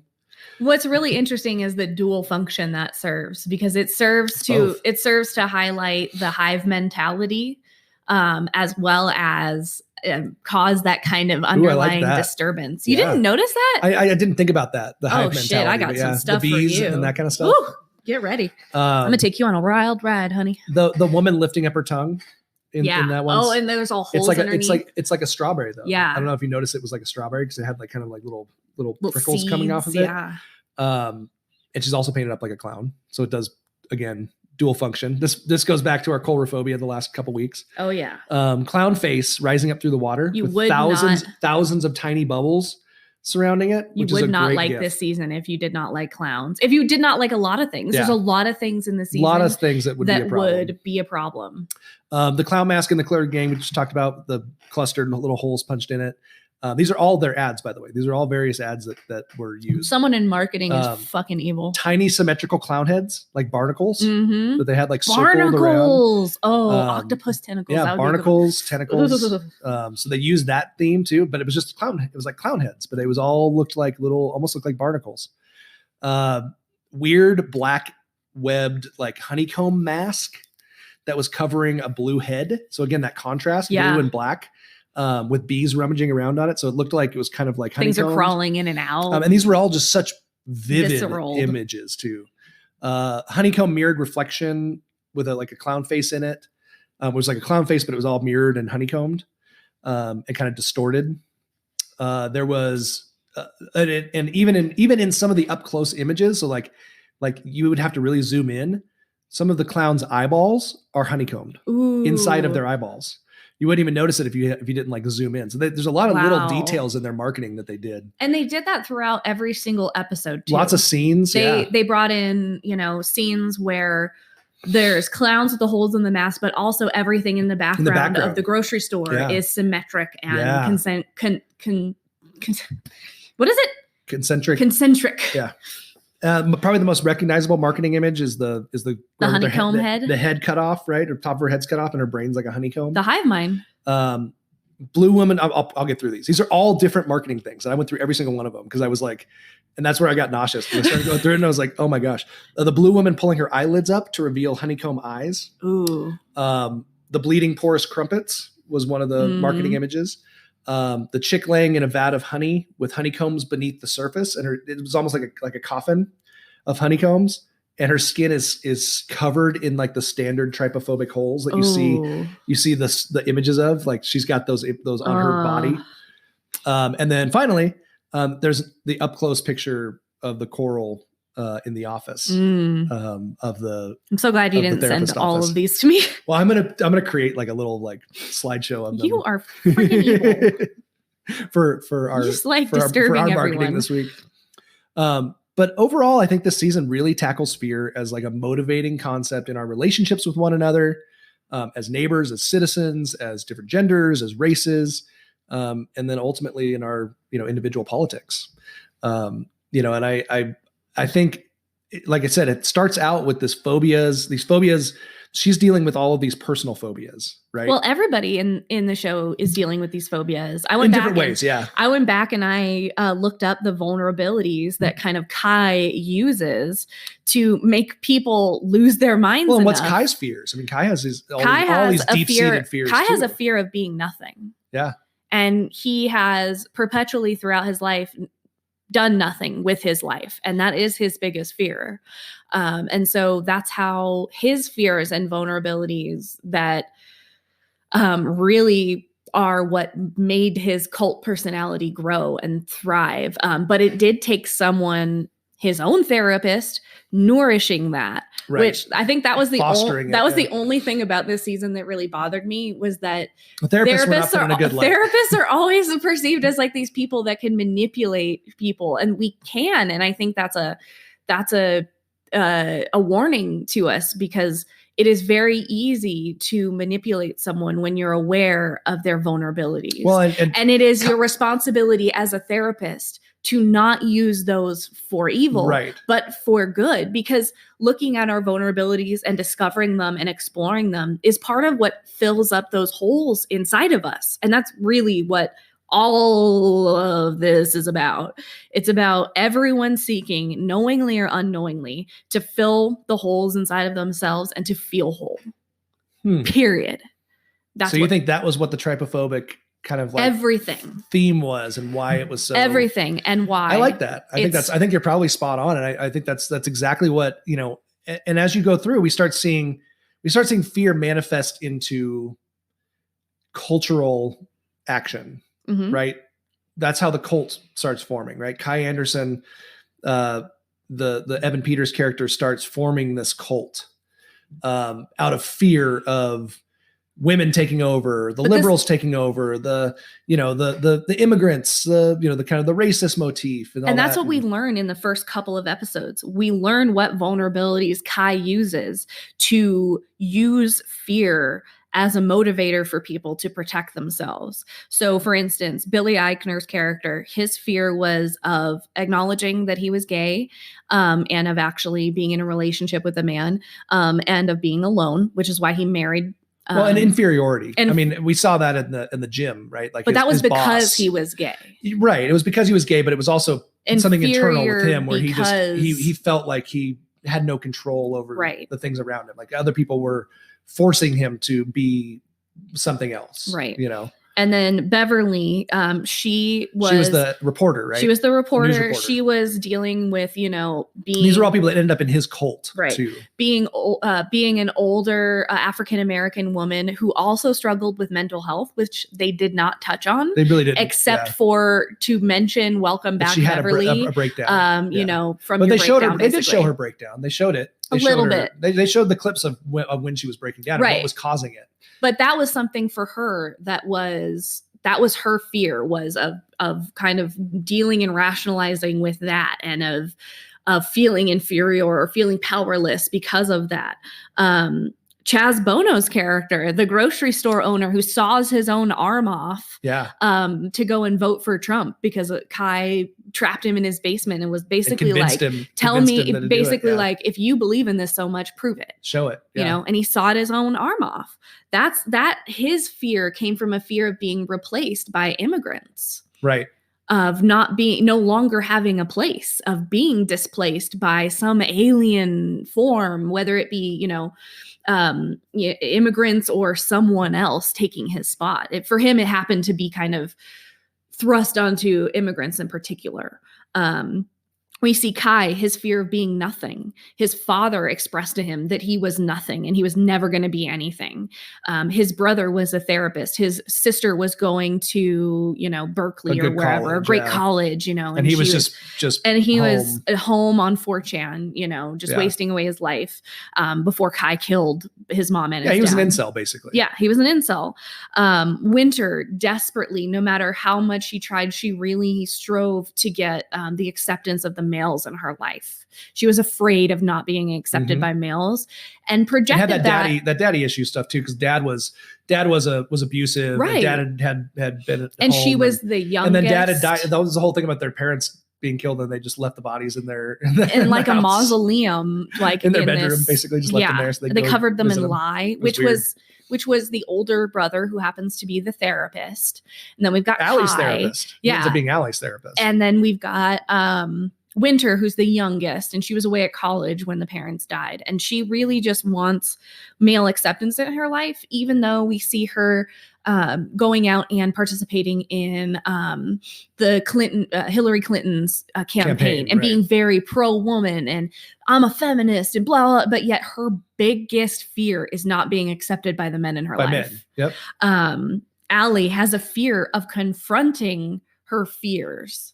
In general, she does not want to get the feeling of fear. So she takes out everything in her life that could possibly cause her these things. And then when the election happens, it brings all of these vulnerabilities to the surface. And she starts seeing them everywhere and refusing to confront them and using these same old behaviors to try and avoid them, and they're not working. Mm-hmm. And then finally, Ivy. Ivy is terrified of not being a true mother.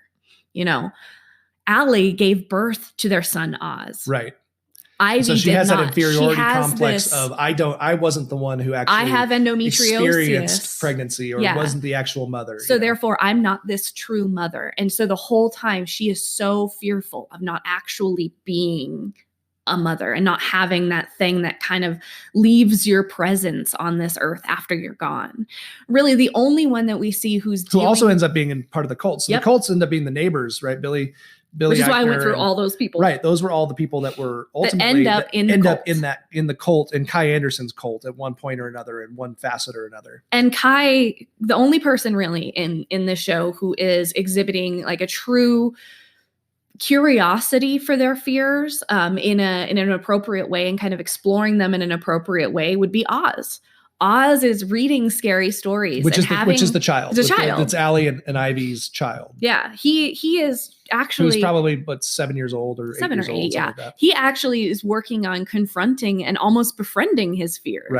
Right. When winter comes and really screws that up and makes it way too intense. But he was appropriately working on it. He was reading the stories on Twisty the Killer, Twisty the clown, and processing those fears. And his mom was. Allie was initially trying to hide him from those fears, to shield him from those fears, right? Right. But we see because those are her fears. Because those not are hers because they're too. his right. things that he needs to deal with. It's because of the things that she needs and she to deal doesn't with. want him to be afraid of them either. Right. So if I just take them if away, I shield then he them, won't be which afraid. is the opposite of what you should be doing with your fears. Your fears are you should be confronting those fears. We should be befriending. And even fears. the way that he confronts Kai later on. Because they bring him to this cult, they have this cult house, and he confronts Kai on his bullshit. Yeah, and like Kai sees through it all. Yeah, he's Oz sees through all of Kai. Yeah, all of Kai's bullshit, and it's interesting. So overall, I think this season it really tackles fear as a motivating concept in our relationships, with one another, as neighbors, as citizens, as different genders, like I was saying, as races, and ultimately in our individual politics. But it really tackles fear as human conditioning. Yep. Which I thought was really interesting. The politics of fear as being the reason why these political parties thrive on fear and fear. The reason tactics. why that our politics in the United States, what drives these extremists, this extreme polarization, right? These extremist sides. And why we continue to vote for these awful people to represent why us. did this happen? This is really, and I thought it was so interesting. By the time it got to the end of the season, we see these characters progress, and particularly Allie, right? We see her being triggered by the election, to then dealing with these cacophony of these different phobias that are coming back to torment her, and then we see the character of Kai developing his own cult of personality that includes, Allie and the neighbors and all that stuff like we talked about. The local cop, the news reporter, all that stuff. Everyone. And we see overreactions and irrational fears that surface after this election. And if you think about it, like we see this in our culture every time there's an election. All the time. Every time we had an election since I've been alive, we see these overreactions from every ideological side. We see extremism of all kinds taking like this bully pulpit, no matter what party takes over the Oval Office. Extremism always has fear at the center of it. Yeah. Always. Fear is at the center of any extremist point of view, any political party. You look at the rise of fascism in Germany and Italy. You look at the rise of communism in Russia and China. These things always inject fear into the people first. Why is it so effective, though? It's because fear brings every emotion to the surface, and it makes us so raw. It's the foundational principle. It's got to be the foundational principle, or you cannot control people. You cannot control people without fear. That's why extremism has to prey on fear. Because we become desperate to be soothed of that pain. We become desperate to be soothed of that raw emotional feeling that fear brings about. We become desperate to be safe again. Yeah. And when we become desperate, we become willing to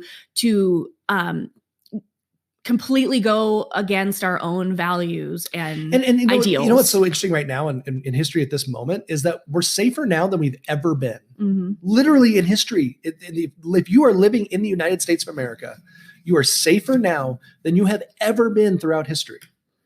Like, we have lower crime rates. We have lower, believe it or not, violent shootings and acts of violence or personal violence and things like that have all been going down, trending downward. We're not actively fighting, we're not fighting a world war. I mean, we're not yet. Of course, we're fighting wars on every continent, probably. But endless wars that seem to never want to end. But the threat and the fear of impending war also drives our behavior and our actions and our decision making every single day, all the time.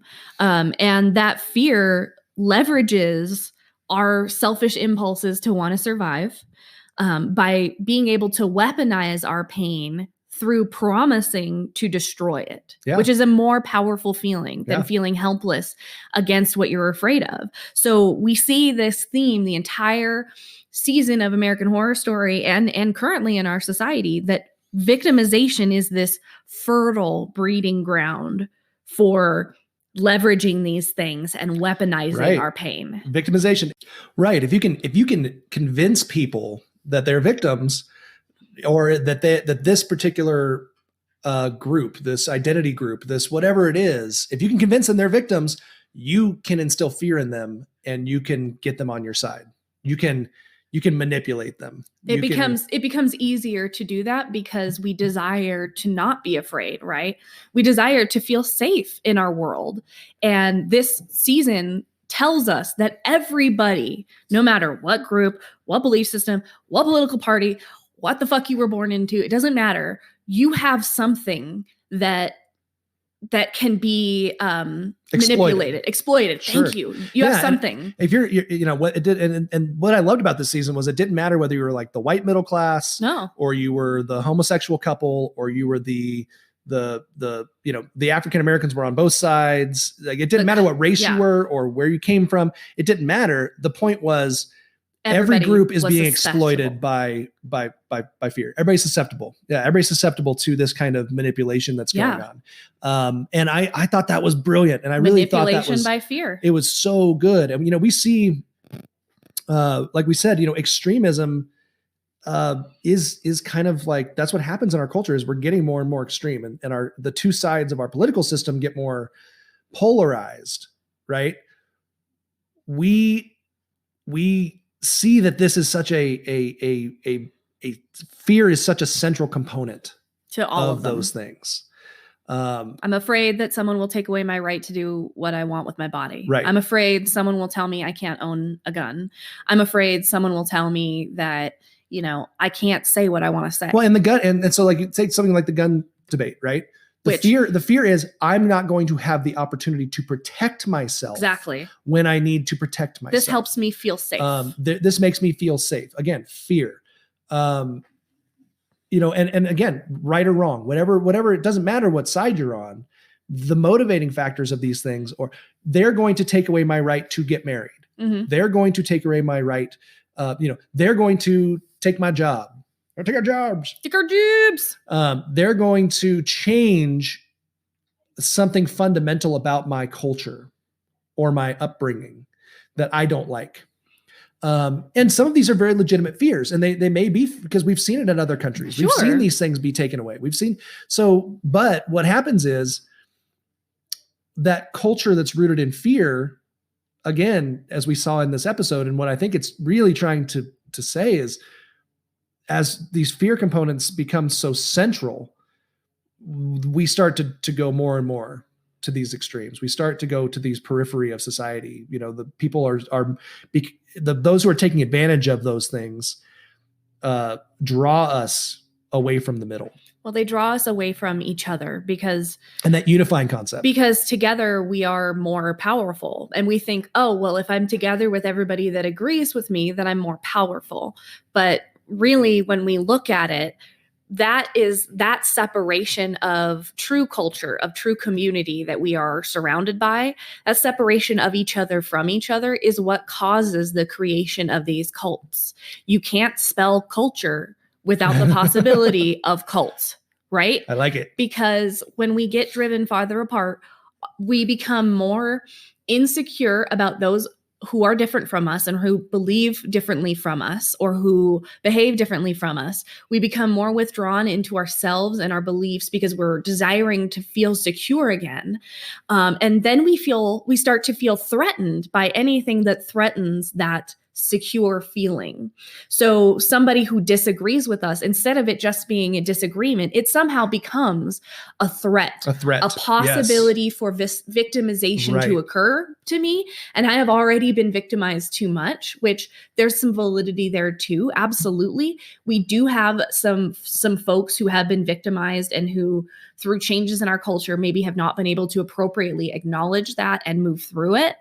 But it's that victimology mindset that somehow I'm going to be victimized or somehow I'm going to be marginalized that drives the separation between the two groups and drives that instinct to want to harm. Well, it's not even like you can't, it's not that you just hold this viewpoint, but if you even say this viewpoint around me, you are victimized. You're somehow threatened. You are threatened by, we can't have a debate about it. We can't have a discussion about it. We can't try to find a common ground or a middle ground.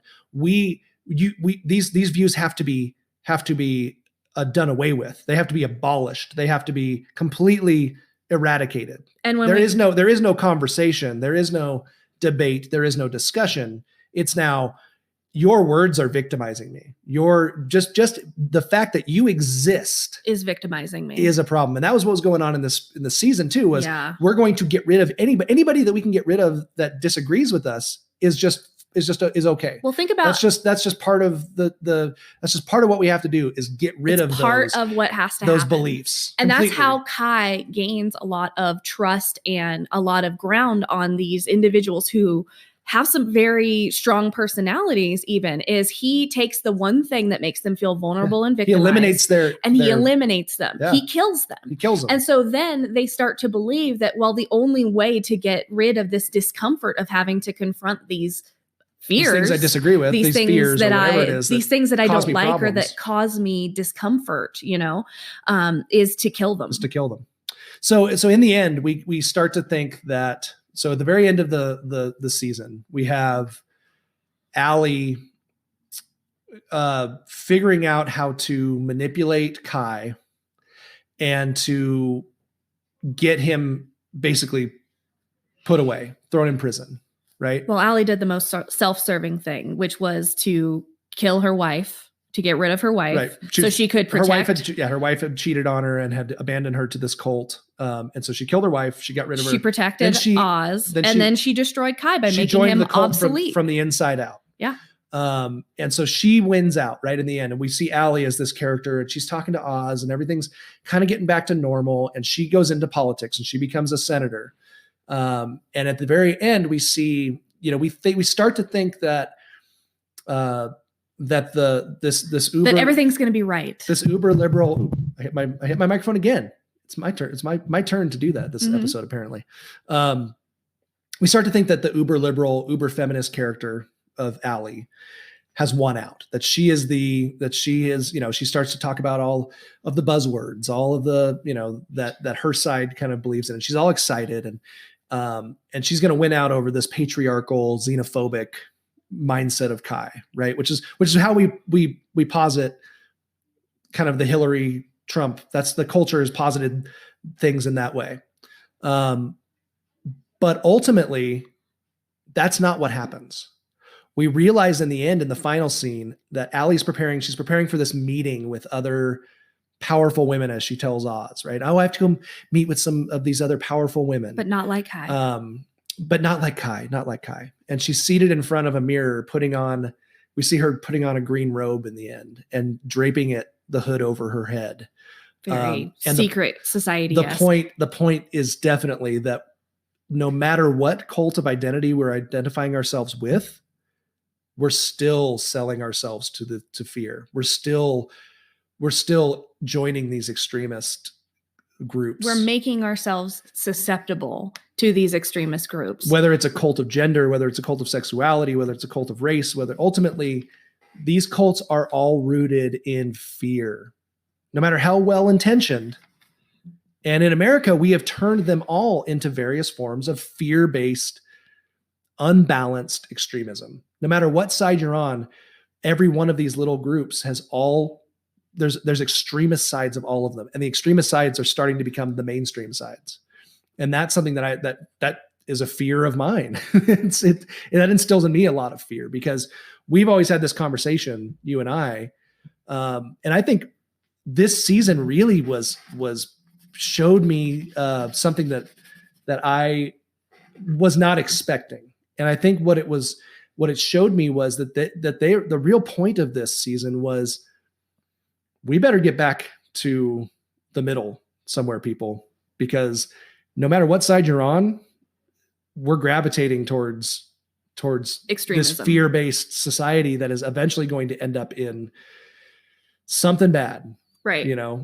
Because it's this cult of personality. It's this cult of fear. It's this cult of, whatever it might be. The middle is the answer. The via media, the middle road, media. Moderation. Well, that's where we need to start the modern revolution, folks, right here. Well, so that harkens back to that idea of the hive mind, right?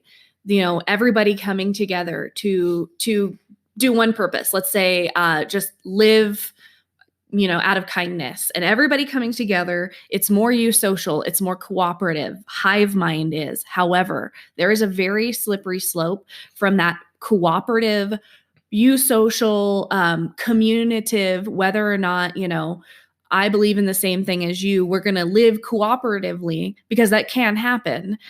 Sure. Instead, we go a little bit past that, and just shy of that just past that is groupthink.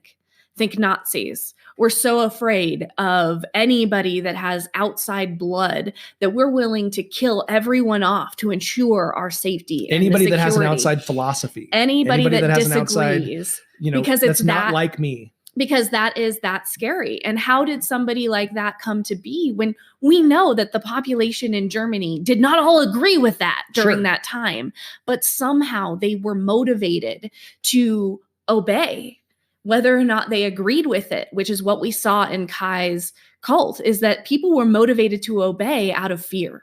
Well, and it's been, it's not, we always use Germany as our big example, but it's been example. Pol Pot, and it's been, Stalin, and it was major,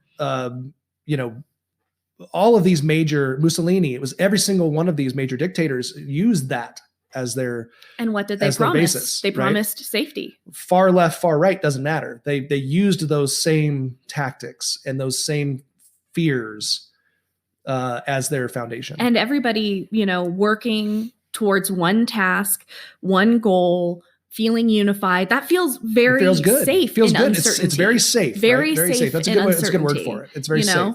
And in every microcosm of our lives, we desire communion. And so at the same time, it's telling us commune with only people who feel safe. Right. When that is driving all of us farther from each other. We need to commune with people who we disagree with, and people who we don't have all of these common factors. And we need to learn to feel safe in ourselves with that, right, and with each other again, because we are not safe with each other right now.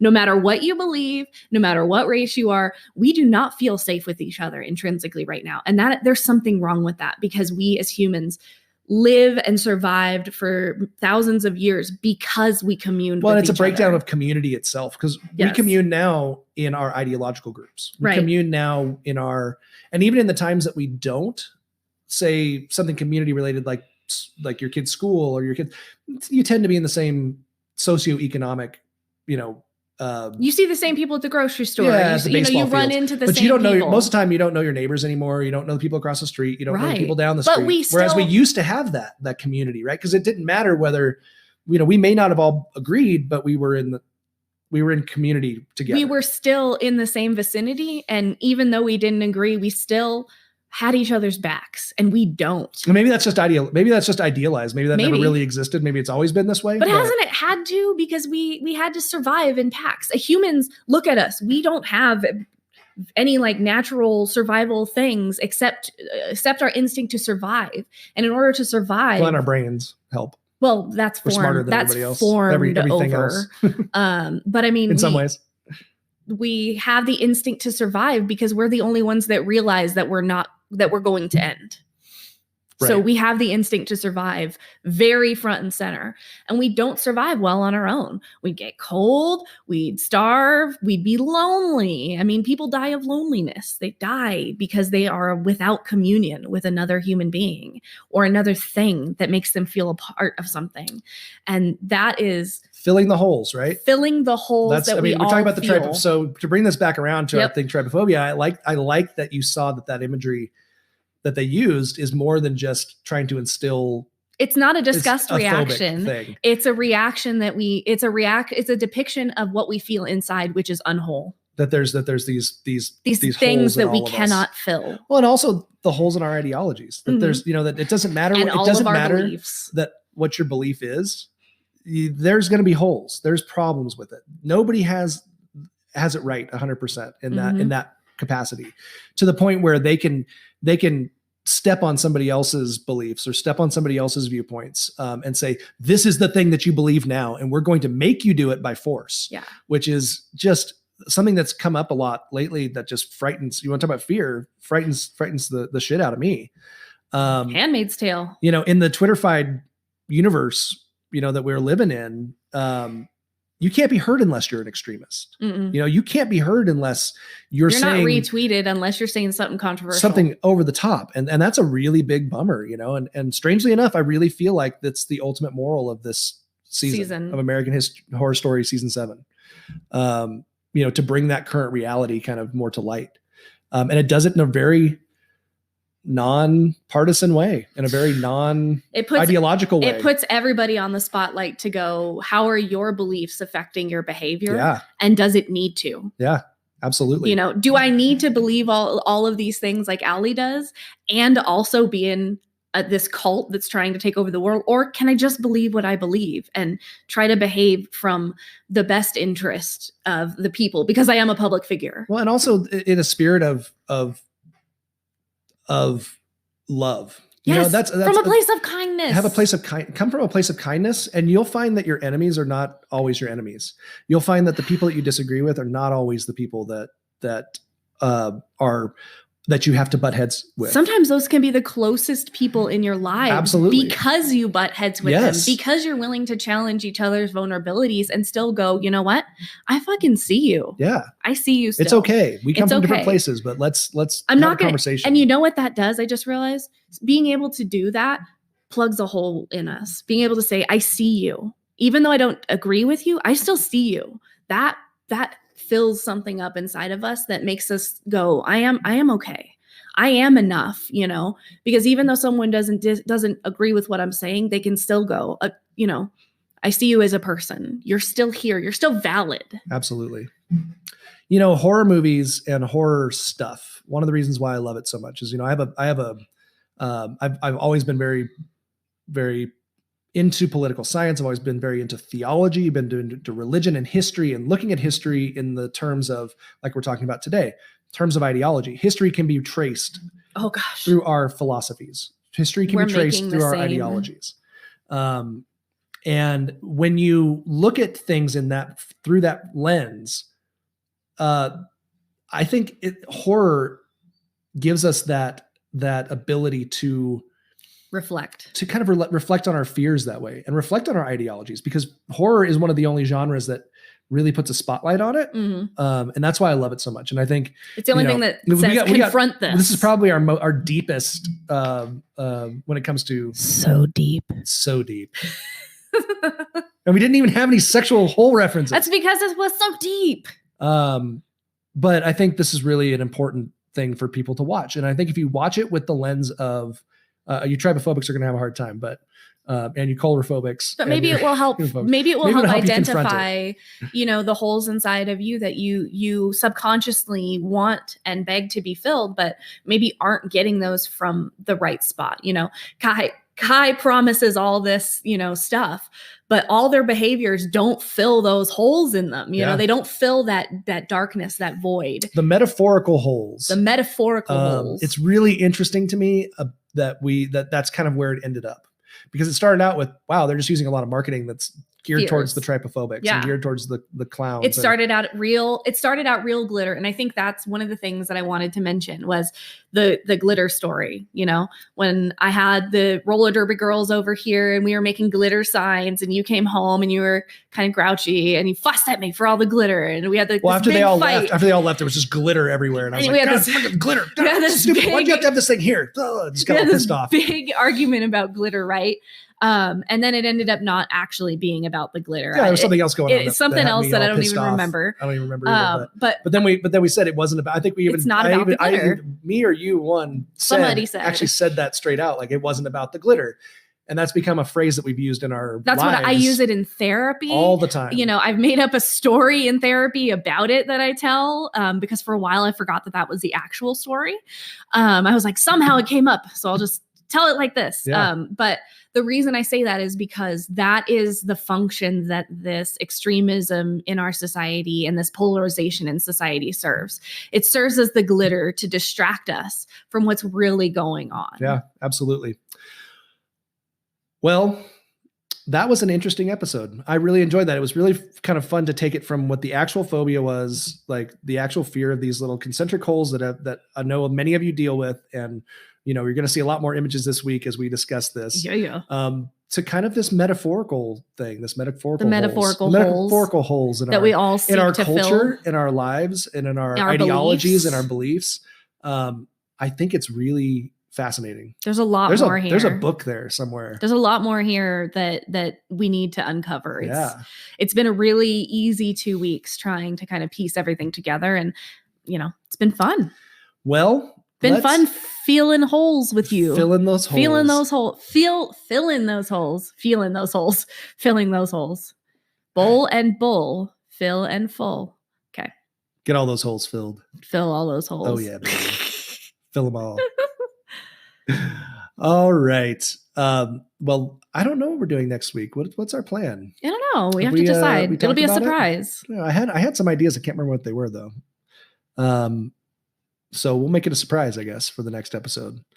But that's Trypophobia, guys. That was fun. I enjoyed that. Thanks for going on this adventure. Let's definitely end with, think